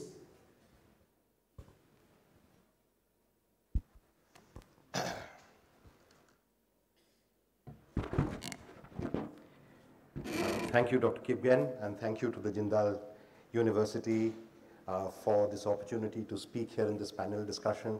Thank you, students, for listening, and I hope what I have to conclude in this panel is of interest to you. And also a special word of thanks to all our panelists. I think they've given us a lot of food for thought, very rich discussion. I don't think I would be competent to try and sum up. That task can lie with Dr. Kipgen. But let me just start off with a couple of things. Please excuse me, I have a little bit of a cold, so if that affects the clarity of my presentation, please excuse me. And also secondly, that being the last speaker, of course, one faces the disadvantage that perhaps most of what he wanted to say has already been said earlier and perhaps even more elegantly. Nevertheless, so please excuse me in case there is either a little bit of repetition and perhaps also, in some cases, I might be taking a somewhat contrarian point of view. Now, clearly from what we have heard through the four speakers earlier today is that the scope of the Act East policy is quite wide. We had a session on the Northeast, another on Myanmar, a third on Southeast Asia, and in fact that doesn't cover the entire spectrum of the Act East policy because it includes the Asia-Pacific and the great powers that are involved in it. So if I were to actually go in terms of a methodical set of recommendations, I would technically have 5 sets of recommendations. One for the Northeast, one for Myanmar, one for terrestrial or the landward part of Southeast Asia, one for the maritime Southeast Asia, and perhaps the rest for the East Asia part of the... but let me just try and first settle a couple of small definitional issues before I address what I consider to be the major strategic points that I wish to make. Definitionally, I think, there's been a little bit of a problem about the role of the Northeast in Act East Asia, Act East policy. Firstly, I think the Act East policy, as has been made clear by many others, is a policy that was advocated, starting with Prime Minister Narasimha Rao, for all of India, not just the Northeast. The Northeast was seen to be a particular beneficiary of it because unlike the rest of India, it was neglected, it was to a certain extent confined in its geography and also trapped in a lot of politics post-independence. So the Northeast has a value for that, but the Act East policy would look different, as Ambassador Bhati also pointed out, if you were from Orissa or from Tamil Nadu or from Andhra, and indeed even from the west coast of India. So I think it's worth keeping in mind that the Act East policy is not just about the Northeast, it's about India as a whole. And if we look at the Northeast, then we see something peculiar, a little contradiction, that geographically, the mountain regions to the north, the Patkai range, which is quite forbidding, to the east, the rivers, all of which flow into the Bay of Bengal, the Brahmaputra, the Teesta, the Barak River, and the natural economy of the region in a way also follows the mountains and the topography and the rivers, so that in a way, geographically, the Northeast very much belongs to South Asia, but on the other hand, it has cultural links and ties with Southeast Asia. So part of the challenge of the Act East policy, Look East policy, has been to transcend the political handicaps that we face post-independence, which was primarily partition, because of which the Northeast was, deprived of its access to the sea, and also deprived of access to the inland waterways of Bangladesh, and also the challenge of geography, which is the challenge of overcoming the forbidding mountains towards the east. And therefore, for the Northeast, I think almost one of the first priorities is while the rest of the country needs to look south, the Northeast needs to look east The Northeast needs to look south towards the Bay of Bengal on the one hand and east towards Southeast Asia on the other. And I don't want this to be forgotten. Second, I think I've already addressed, which is the scope, which includes all of East Asia. Now, if I had to just quickly go through what I consider the strategic points, this is not to say that other points are not important. They are all provided by experts and they're very, very important. In the Northeast, Professor Ao just preempted me in sort of on this whole relationship about development and connectivity. In a way, it's obvious that connectivity is central to development. But I think in the debates that we've had on the Northeast, the development part has been somewhat neglected. And there's been a lot of talk about connectivity. Perhaps connectivity means projects and contracts, and this excites the business people amongst us. But if we have to think in terms of productivity, the fact is that all this area, the region, is largely agri-based. That means agri, horti, livestock, fisheries, forest produce. And the first priority that I would put, and the most strategic priority that I would put for the development of the Northeast as part of our Act East policy, would be on the development of the broad base of the economy, starting with the people who live off the rivers and the land and the forests, and work upwards up the value chain, particularly focusing on agri-processing. Because this is the area that you can build upon the 70% of the population that lives off the land and add value to the produce, provide employment, and set the ground for the secondary and the tertiary economy. So that's the key point as far as the Northeast is concerned, and I have elaborated this in a lecture that I had given at the IIC called Northeast Act East, which I will share with the university. Then the second is Myanmar. I think Myanmar, Ambassador Doraiswamy clearly pointed out the importance of Myanmar to our Act East policy. Mr. Ao also did so, land bridge, gateway to Southeast Asia, all that is fine. But I would say that there are two sort of little priorities that I would highlight there. One is that, the fundamental basis of our relationship with Myanmar through the entire 60 years, despite the military coup in the 60s, despite a pro-democracy agitation, our trade remained surprisingly buoyant. And in 2013, India was actually the third largest trader of Myanmar, and trade stood at about 1.5 billion. Most of it was exports from Myanmar to India. They consisted basically of two commodities, timber and beans and pulses. For environmental reasons, the Myanmar cut down on the timber trade in 2015, which left essentially the beans and pulses trade as the primary basis on which our relationship survived all the ups and downs of history. And the value of that trade is extremely important. It's about a 1 million ton commodity product from Myanmar, but its value is about 1 billion in terms of Myanmar's economy. And this is something that affects from the farmers all the way upwards to the national economy. Compare that with the importance of rice and the rice trade with China. Rice is clearly a much more important commodity in terms of food and for Myanmar. And it's the biggest single export of Myanmar, and it all by and large goes to China. The value of the rice trade to China, much higher volumes, is also only 1 billion. So the beans and pulses trade was not just a commodity trade. It was the foundation of our relationship. And last year, when we achieved actually a little, I would say, it was a bit of an aberration, when we achieved so-called self-sufficiency and we cut down on the beans and pulses trade with Myanmar, we very severely affected a kind of sense of dependability and trust in India. The feeling of friendship was in a way affected. So I would say the first thing from a policy point of view would be to work together, as the government, to be frank, has been trying to do, to work together with the Myanmar government to try and restore the beans and pulses trade, so that at least during the transition period, the farmers and the economy of Myanmar is not severely affected. The second, a much smaller point, is on connectivity. I think we have fairly sort of the most important point of connectivity will remain the Moreh route for a very long time, but I would not like to ignore what was called the Tidim road. The Tidim road was the road from Imphal through Churachandpur through Behyang Chikha on the South Manipur border to Tidim. And actually, this was a much more important route than the Stilwell route for the recapture of Burma at the end of the Second World War. It was strategically perhaps even more important than the Stilwell road is claimed to be. And yet, the Tidim road, not the Re-Tidim road, but the Behyang-Tidim road, has not received the attention that it deserves. Now, turning to Southeast Asia, I would say that Southeast Asia, we need to look at two tracks. There is the landward track, which is relatively underdeveloped, particularly the CLMV countries, Cambodia, Laos, Myanmar, Vietnam, and the maritime the dimension.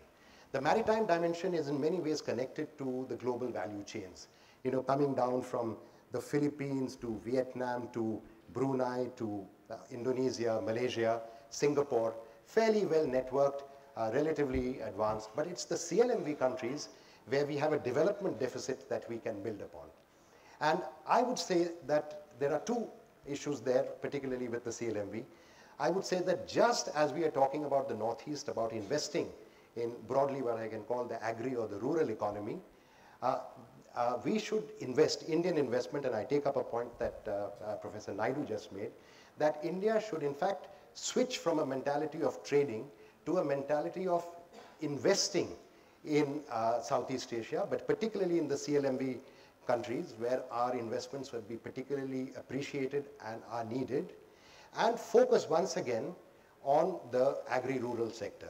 And if we could think in terms of the ASEAN Economic Community market, in terms of the DFTP trade preference that we have, in terms of the ASEAN FTAs with all the major economies of East Asia, then investing in Southeast Asia and particularly CLMV would give us access to these much wider markets, and investing in the agri-rural sector would give us a position amongst the people, amongst the farmers and the small businessmen and the entrepreneurs and investors in that region.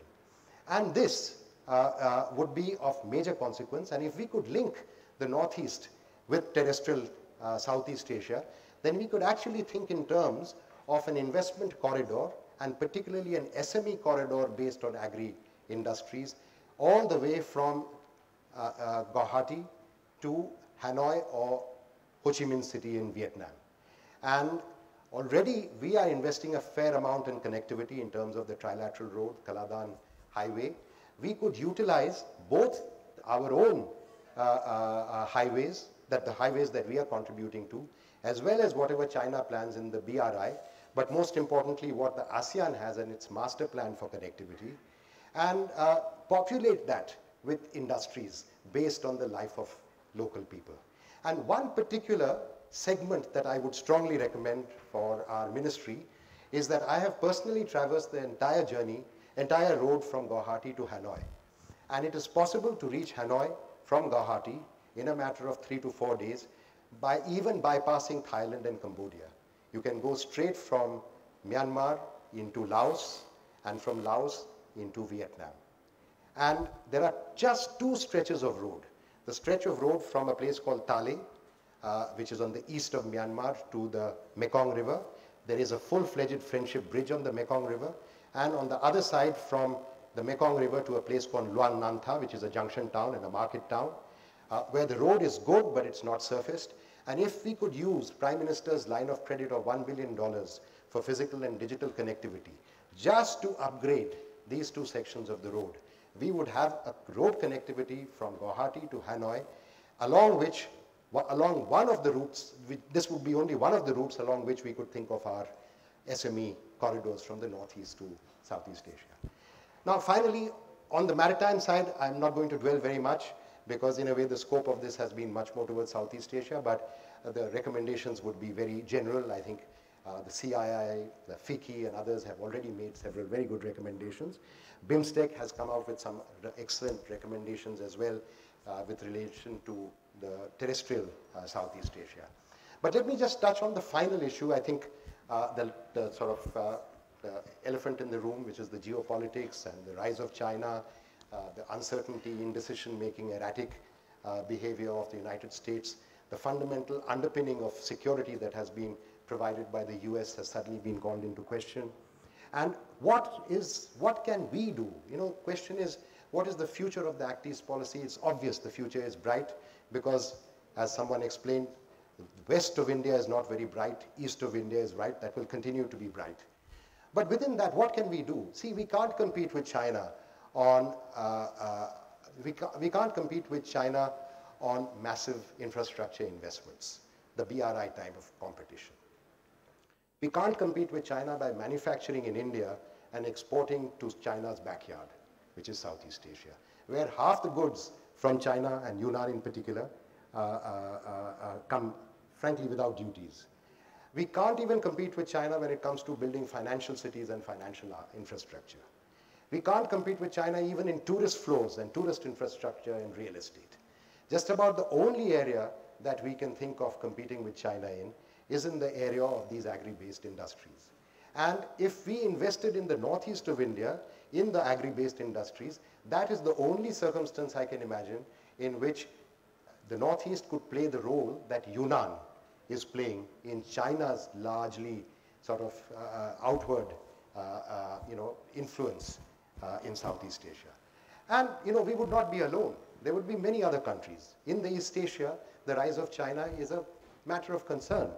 Southeast Asia itself needs India to some extent to be able to balance China vis-a-vis other countries, and other countries as well. And you could easily find partners in Japan, Korea, Singapore, Myanmar, Vietnam, and Indonesia. I would say the 6 strategic partners who could be part of this larger design. So I'm sorry, I'm not very good at speaking to a stopwatch, and I apologize if I have exceeded my time, but thank you for the opportunity to speak.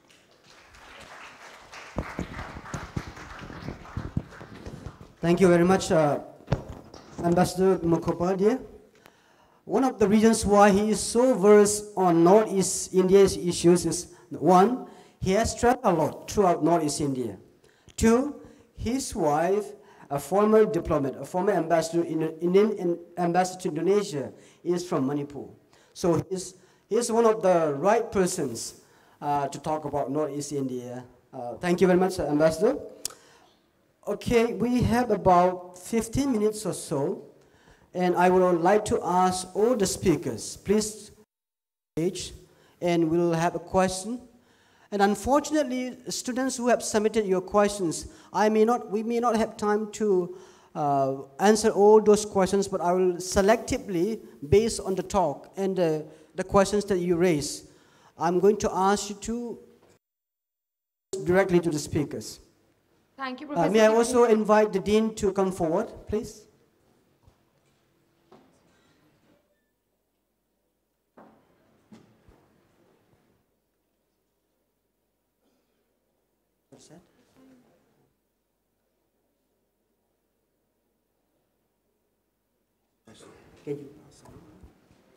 Okay, the first question, this is from our MADLB student, Chinne Kim Kipgen. She is from Manipur.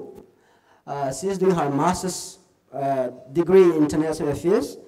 May I ask her to stand up and ask the question? Please be specific which speaker you would like to address your question to. My question is to Dr. Al. So, sir, you mentioned that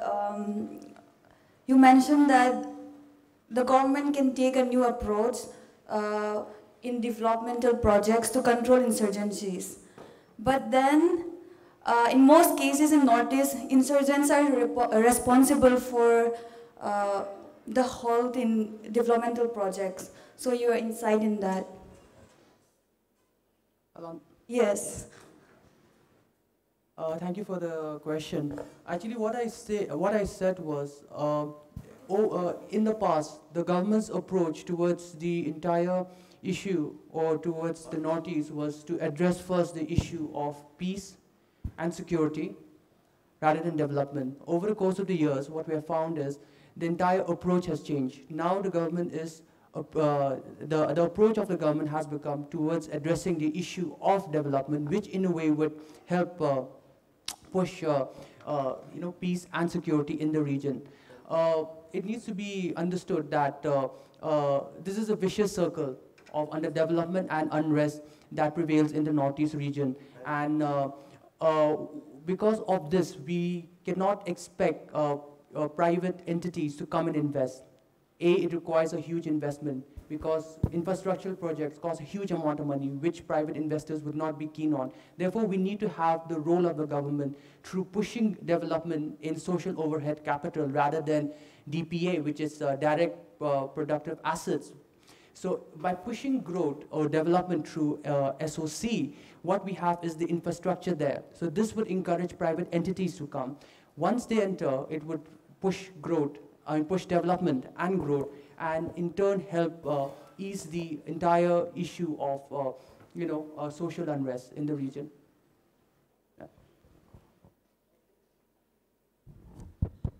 All right, thank you very much. The next question comes from Sanjana Dhar. I would want her to ask her question to Ambassador Mukhopadhyay, right?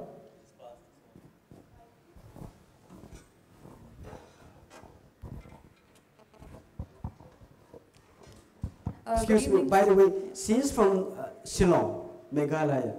Thank you. Good evening, sir. So, as we know, Northeast region is a strategic point for the Act East policy, but how does the AFSPA work there in the progress and development of the states? Well, that's a very political question. And why have you chosen me to answer it and not someone else?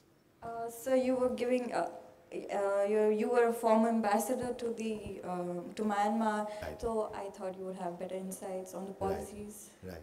Of the Northeast states as well. See, I think AFSPA is basically, whether AFSPA is there or not will not necessarily make a difference to our Act East policy.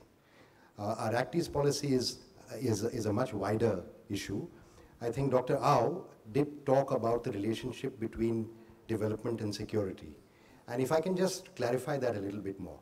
You see, the part of the reason that development is affected in that region is insurgency. But at the same time, without development, there will always be more scope for insurgency because there is no peace economy. And if there is no peace economy, people will drift towards the war economy. And the idea is that if a rising tide lifts all boats, then the constituency for the insurgency will diminish. Some of the reasons for the constituency, for the insurgency will diminish. The constituency for peace, the constituency for business, the constituency for overall economic progress will grow. Now, in that context, the AFSA should become irrelevant. That is right. Now, AFSA is just a question of an instrument to deal with a particular insurgency. I think we could have different views on whether the AFSA actually helps or not.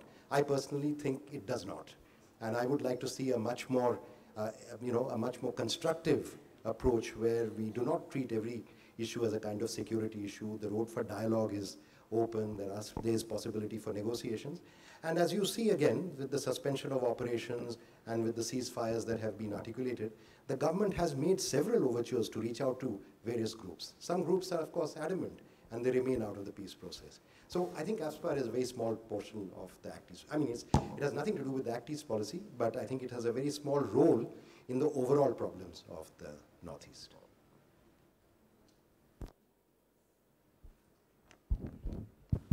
Okay, thank you very much. Okay, the next question goes to Megha. She's my research assistant to the Joint Secretary. Thank you.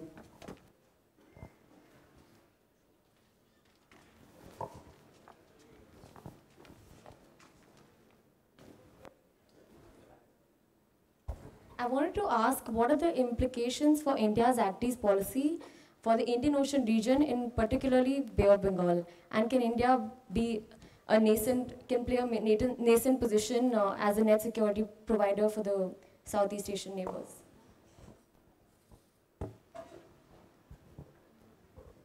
Thank you, Megha. Relevant question.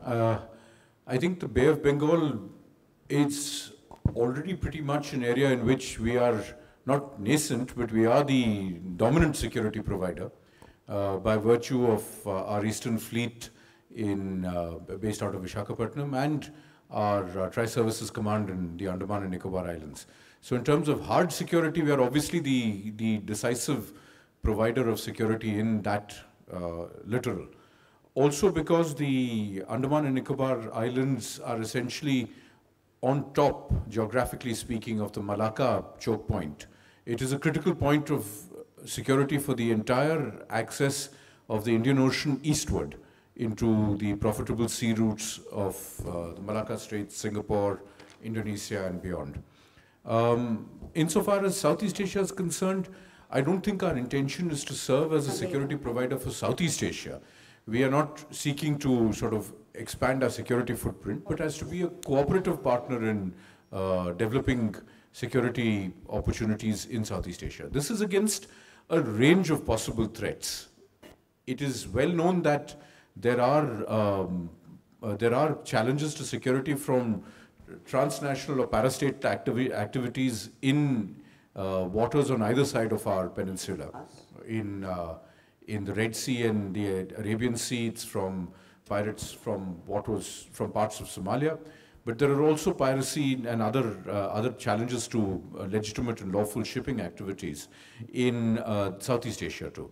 So it's that sort of a thing that we could work together in protecting what is called white shipping, in protecting the freedom of navigation, in serving to be a partner for the countries of Southeast Asia. We don't seek to play a role in actually sort of offering trans-border hard security in the sense of establishing sort of a physical presence in somebody else's country. That's not our approach. But to work with everybody else to guarantee security in the region. I want to, with the permission, give a track 2 point of view. I think the question is partially flawed because it's focusing only on one dimension, which is security. Bay of Bengal has to be seen also from the prism of development. Therefore, I think the correct thing would be to say that the Bay of Bengal is a common space for security, connectivity, and development. I think then we get a better picture, and that is where this whole concept of blue economy has to be brought in, because only when you leverage and use that possibility that the lives of the people of the littoral countries would be able to be enhanced. And I want to illustrate this very briefly by pointing out as to what happened at the end of the BIMSTEC summit. We were pushing both aspects, development and security, but so soon after the Kathmandu summit, this military exercises thing came. Brief, your question. And then suddenly we found that even after the formal announcement, 2 countries, namely Nepal and Thailand, for different reasons, chose to stay back to some extent. So I think let us, in my view, focus more on development without neglecting security. That would be a more balanced approach. Thank you. Thank you very much.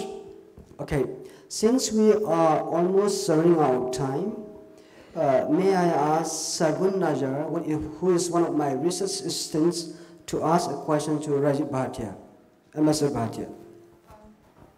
My question is, do you think the increased investment by countries such as Singapore and Japan recently in Myanmar possesses the ability of decreasing China's unmatched influence? If so, to what extent does India stand to gain from this altered arrangement? Do you think that the increased investment by countries such as Singapore and Japan, as seen recently in Myanmar, possesses the ability to alter China's unmatched influence? If so, to what extent will this benefit India? Well, this really touches a very sensitive and delicate question as to what are the stakes of some of these key ASEAN countries in Myanmar and the impact and implications of that on the India-China partnership. I know that some of the scholars are focusing on this. I think if I take a longer view, I would say that for a long time in the past decade, the perception was, especially I'm referring to the time when I was doing Vikram's job in the Ministry of External Affairs, that if somehow the Western countries, ASEAN and India, could raise their profile in Myanmar, then this would act as a check on China's growing influence in Myanmar. This was about 15 years back. This did materialize in the regime of the previous president, President Thein Sein in Myanmar, when West was very active, led by the US, President Obama and Hillary Clinton. And so corporate America was also getting interested. Some major companies came in. And riding on their shoulders, the ASEAN countries, not just ASEAN, but even South Korea came in. South Korea, Singapore, Thailand, these were major investors in the past few years. But I think my feeling is that now things have become much more difficult. I think essentially in the post-BRI stage, China's influence is very much growing and is very substantive. And this comes at a time when somehow the India Inc., the Indian business community, has still not been excited with regard to Myanmar. So you have a situation where West is caught up in its own new things about human rights, etc. Not new, but old. There is ASEAN is still interested in doing its bit, but on a selective, narrow basis.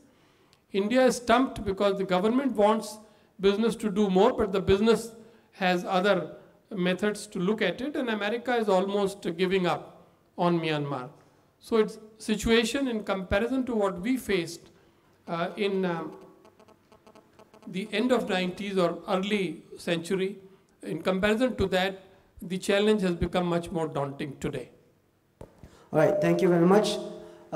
Finally, if I may, as a chair, like to ask a question to Professor Naidu. As an academic, I think you don't have to be afraid of criticisms, having objective analysis of what's really happening. If we look at Look East policy to Act East policy, we have been talking about what progresses have been made, what are the challenges. And I think in your presentation you talk about soft power and also institutional, university level engagement. But as far as my understanding is concerned, I think still things are very negligible. What about, let's say, university exchanges, student exchanges, faculty exchanges? Why? What's wrong with this? Is there anything wrong with Act East policy, or is it from the other side of the spectrum? Why is it soft power, or let's say sticky power, in political science international we talk about sticky power, is lacking its force in Act East policy?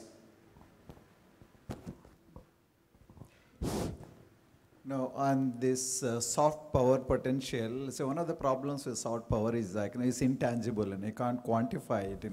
But everyone recognizes that it has value addition. You have to do it.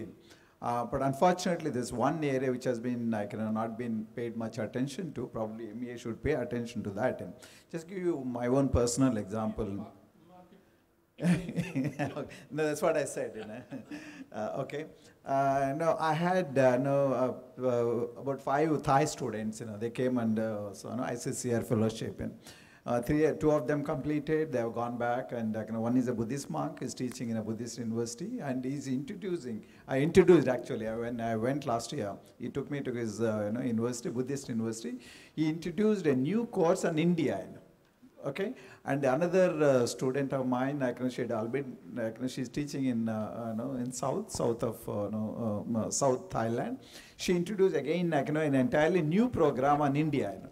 So the couple of other students who are going to complete this semester, they are also planning to introduce new courses on India related. So that is a soft power. So they are once you introduce these courses at the university level, a large number of students who opt these courses will have much better knowledge about the India. So you can't quantify it, but this go a long way improving the knowledge about India and India's potential and whole range of issues. Similarly, on Buddhism, there are 250, 260 million Buddhists in mainland Southeast Asia alone. let alone Korea, Japan, and China. How many actually come to Buddhist, the religious centers here? What kind of infrastructure do we have? This is it can make a huge difference. It makes a lot of economic sense to to develop all those Buddhist centers. From north to south and any number of places. The most Japanese, for instance, Amaravati. Nobody has a clue about Amaravati, for instance. Hardly any tourist comes there. I'm from that region. I know about but a kind of Buddhist relics and Buddhist temples, stupas in that region, absolutely phenomenal. I mean, I can go on and on, but this is one area for whatever reasons, at least some initial statements that Prime Minister gave appear to suggest that they're going to pay attention to. I have no idea how much actually eventually they fructify. Okay, thank you so much. Okay, Joint Secretary, would like to say something? Thank you, and thank you, Professor, for that. I'd like to put this a little bit in context. Myanmar is a near neighbor for us.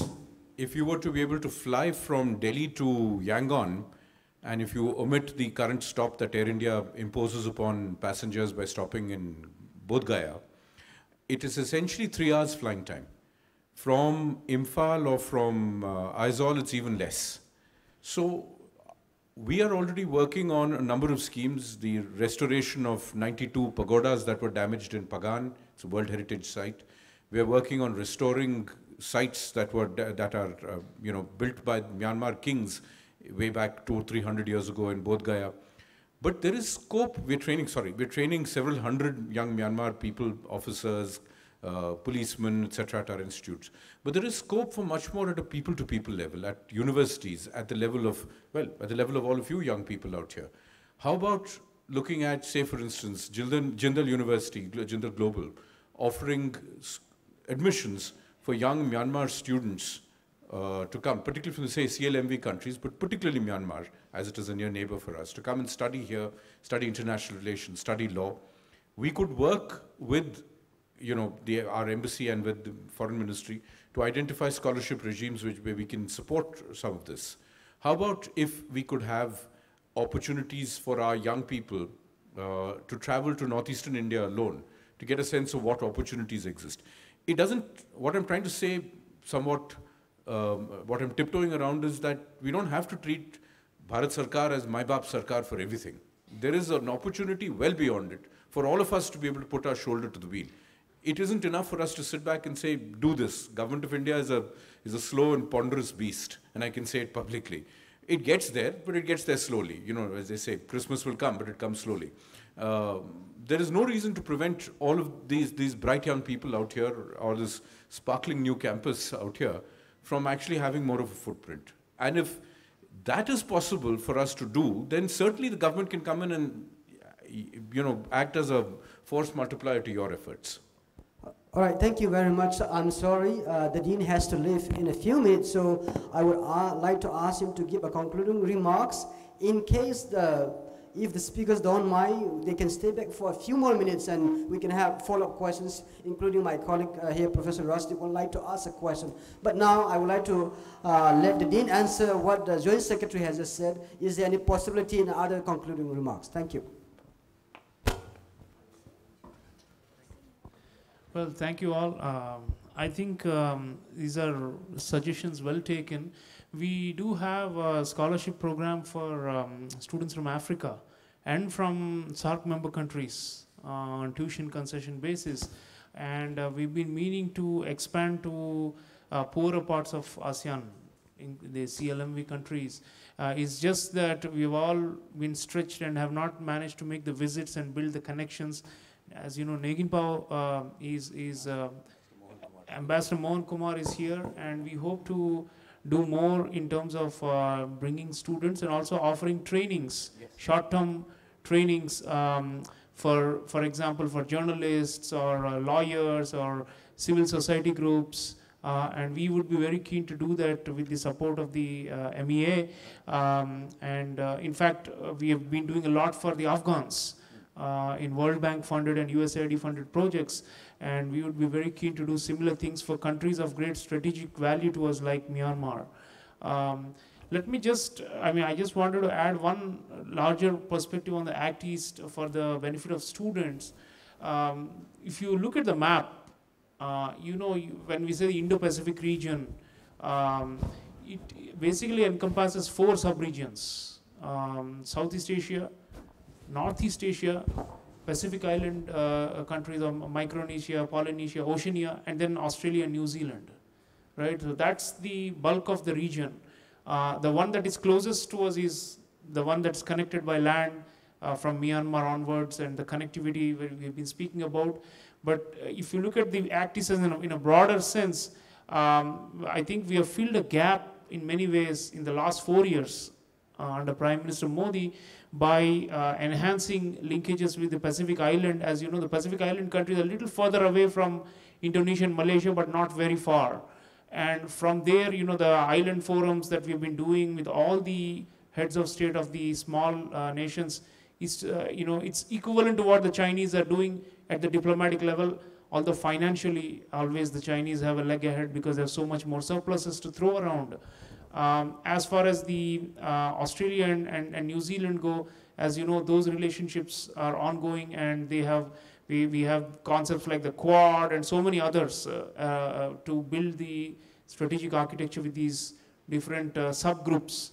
So, but Southeast Asia is of course the closest, and this is where I think Mr. Doraiswamy's proposal that we bring in more students, I think is going to be crucial. If I'm not wrong, we've had 1 or 2 students over the years, but not in any large substantial numbers. We have partnered with some organizations to engage in trainings, but thus far they have not materialized. So we are very keen to bring in on short term, because we have a School of Media and Journalism Studies with extraordinarily good qualified academic as well as practitioners in media studies. So now that Myanmar is in a kind of a slow transition, or some may say actually it is in reversal, but whatever it is, the transition has begun towards some liberalized polity in the future. Media and journalists, we believe, is something we can offer certificate level courses. Likewise, we have a very powerful law school, and there may be several pleaders and lawyers and public prosecutors and such people who require training in some of these emerging countries, and especially Myanmar. As far as the communist or single party, the Cambodia, Laos and Vietnam go, as you know, we have outreach, especially with Vietnam. There is a strong strategic dimension. But with Laos and Cambodia, I mean, the typical notion is that they are in the Chinese corner and that they are firmly there and they don't need anybody else, at least insofar as assistance goes. But hopefully we can do more for them as well. So indeed, in terms of the match and the complementarity of the capacities, CLMV is where we can do more. Singapore doesn't need us, frankly. We need more of Singapore in terms of advice and public policy assistance in our country.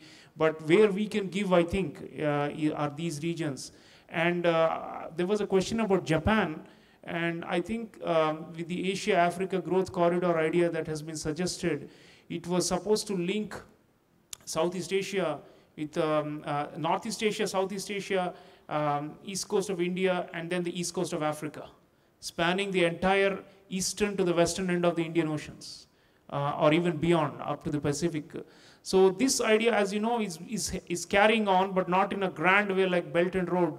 But I am looking forward, sir, in the next, especially after the general election, that we will invest more resources and minds into making the Asia-Africa growth corridor a reality, because the Japanese are anyway there, as has been mentioned in these places, but they have their own bilateral ODA strategy to these countries. But to what extent we can partner with them to create a South-South-North dimension.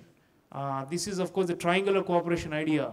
And it works in many parts of the world where there's a congruence of interest between a rich country and a leading developing country like India, where we together work with an LDC, for example. So CLMV, I hope that we can have meaningful dialogue with the Japanese and look for ways by which the Asian Development Bank, which is under Japanese leadership, can also come in a big way, and we could do something together for social and economic development. So I think I want to also play a role of a host here and thank on behalf of the school and the university the valuable time that all these distinguished speakers have given us. Joint Secretary in MEA to give half a day or almost an entire day including travel means a lot to us, because they are, as you know, the hands-on people who are running the show in terms of foreign policy towards different regions and issues. So it's a great deal. I must acknowledge Ambassador Mukhopadhyay is not doing well health-wise and has been unwell, and still he decided to do all the 1.5 hours up and 1.5 hours down and spoke so eloquently. Ambassador Bhatia has given our commencement lecture to your seniors in MA and BA programs about 4 years ago, and he has been, when he was a director of ICWA, Sapru House, the leading think tank, we saw really an elevation in terms of the quality of the research and the engagement with our university, the opportunities our students got at Sapru House, phenomenal. So these are all great friends.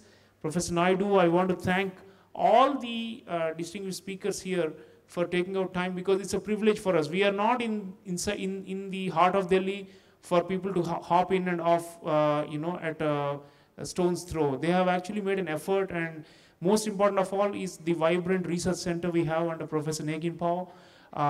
As you know, he's writing a new book on the South China Sea disputes.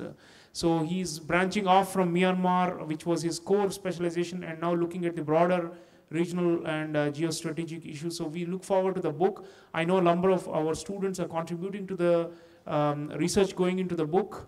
The university is supporting him with a generous research grant. So we have high expectations from our Center for Southeast Asian Studies. We also have Japanese faculty member in our program. We are trying to set up a Japan center here on the lines of the Australia Center and the China Center and the Israel Center that already exist. So there is an ongoing research program, and you will find that many of these are have linkages, because as Ambassador Mukhopadhyay was saying, from Guwahati to Hanoi, just to imagine for you, the notion of connectivity, and that way we have to learn from the Chinese, because they have built land and sea connections far better than anyone in the world in modern times. And to imagine from Chongqing to Duisburg, they can send a railway across some 14 different countries to the heart of Germany. That's audacious, right? That's the notion of connectivity. And we are in our own way, with our limited, relatively lesser resources, trying to do the same. Of course, with our own philosophy and a different outlook. But one thing I think cannot be gainsaid in today's time is the value of connectivity. And I think all the speakers brought out that aspect wonderfully, and I want to thank Negin Pao and all my colleagues, Ambassador Mohan Kumar, and everyone else who's here for learning so much. And I hope that some of the master students will write dissertations on connectivity strategies, looking at connectivity projects of other countries and see what we can learn from them. Of course, given our different situation and our philosophy towards foreign assistance. But nonetheless, in that framework, drawing lessons, best practices from other parts, though we still need it. The think tanks, in my view, cannot do it on their own, because we need young students, bachelor's, master's, PhD students, to be doing this, because for you it's a matter of your lives as well. Your careers are being made. In the think tank environment, it's, there are people who have already gotten PhDs and who are writing policy briefs and so on, but here you can really make an original contribution to theory and to practice. So especially MA dissertations, I strongly encourage you to work with Professor Negin Pao or with Professor Hanako, who is setting up our Japan Center, and do more work on Indo-Pacific and on Act East, which will benefit our policymakers, so we can feed back to them some new ideas. Because frankly, the brain's trust of the government is limited, and it will really require, from outside, major inputs and major scholarship. So I hope that here we are going to be a locus for production of knowledge on this area that's so central to our core, to our interests, and to our, frankly, it is unimaginable for India to one day become a great power if we fail in Act East, right? I mean, just minus it and then look at it, look around, and you will find that there are very, very few areas where there is so much receptivity and openness to us. So the onus is on us, the ball is on our court in many ways. And by us, I mean not just India or the government, but on young thinkers and scholars. So I would like to invite all of you to continue thinking along the eastern direction. For a long time, our mentality has been very land-oriented, as the strategic thinkers say, and has been very, very northwestern focused. Our notion of security and strategy and power, all these have been very northwestern. And there, as was being mentioned by speakers, we now find more and more obstacles and hurdles.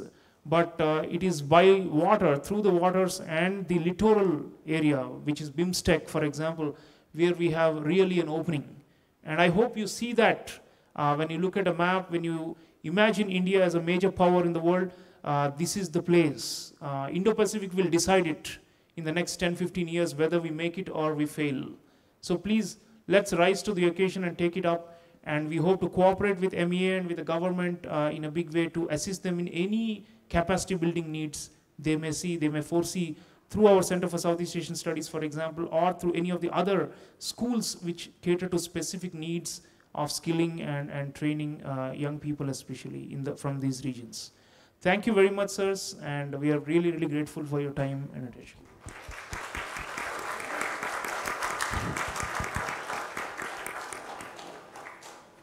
Thank you very much, Dean Cholia.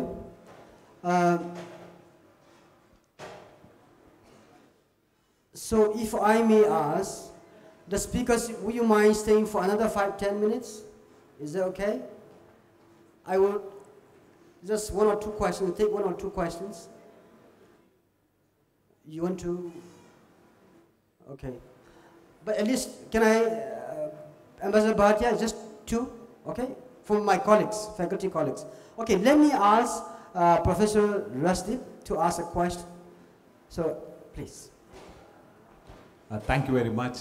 So I was reminded about Amartya Sen talking in his argumentative Indian that it's really miserable on the day of your death because everyone around you is talking and you can't talk back. So I was in somewhat such a situation after hearing from all of you, and it was inevitable that I had to ask a question. So thanks once again.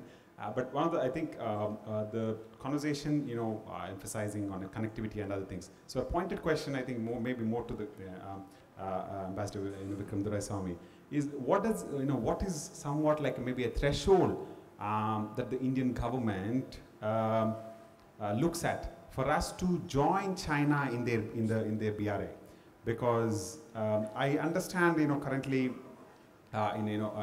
there is some reticence, but is there like some scope, because it's almost I feel inevitable, but is there some threshold, some meaningful opportunity where we will join hands together? And I think that's going to be quite a different change. So I would really appreciate if you can suggest, maybe give us some hints from the perspective of the government. Thank you very much. Thank you, Professor. I think that question actually can be flipped around. What is the threshold of Chinese approach to BRI that will take on board our now well enunciated concerns?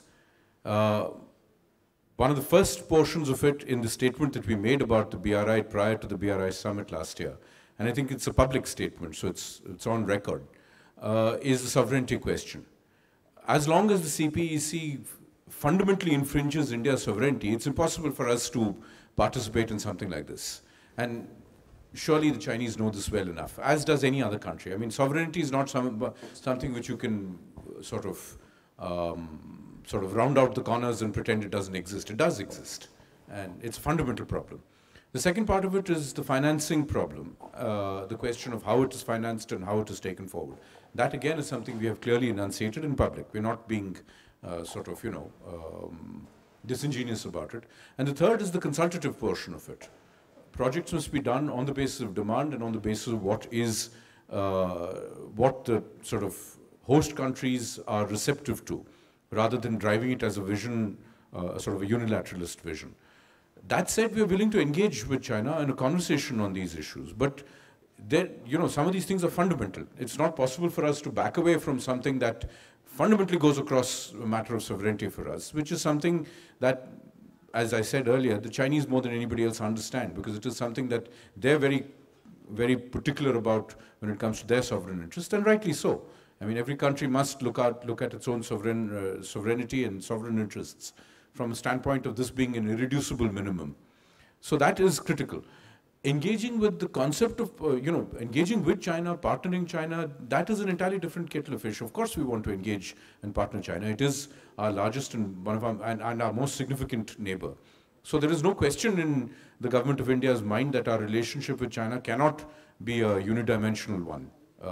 And it cannot also be seen through the prism of the BRI. It has to be on trade, it has to be on development partnerships. And there's a number of things we can engage with China, and we are indeed engaging with China about. But this one, as I said, it is fundamental for them to understand that we have genuine concerns and to be able to address those for us first. All right, thank you so much. Since we are running out of time, we will ask Megha Gupta, one of my research assistants, to say a word of thanks, and we'll go for tea. Thank you very much. Sorry for not having time to allow the audience to ask questions. Good evening, everyone. Honorable Joint Secretary Doraswamy, Ambassador Bhatia, Ambassador Mukhopadhyay, Dr. Naidu, and Dr. Ao, our most valued invited guests, ladies and gentlemen. It is a privilege and a great joy for me to extend a vote of thanks to all those who have contributed in one way or the other to make this panel discussion a success. I, on behalf of Center for Southeast Asian Studies, here together would like to extend a very heartfelt gratitude to all the speakers for gracing your work and sharing with us your perspectives on India's Act East policy and the importance of Northeast India and Myanmar. I take this opportunity to extend our most sincere thanks to all our guests, faculty members, students, and staff. I would also like to take this opportunity to place on record a hearty thanks to the logistics team for their perfect support and guidance extended to all of us. I also wish to express my gratitude to the Dean of Jindal School of International Affairs, Professor Chawla, for his continued guidance and support and for providing encouragement at every point of time. Last but not the least, I would like to thank Professor Kipgen, the head of the Center for Southeast Asian Studies, without whom this event would not have been possible. His meticulous planning, execution, and an eye for detail helped make this evening a great success. A huge round of applause, please, for everyone.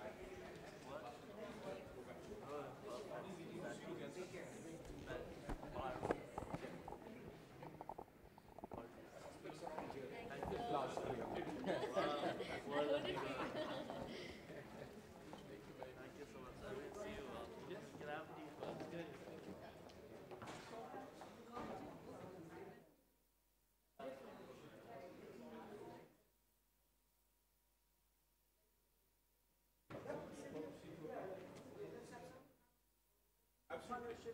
Let's see. I was asking.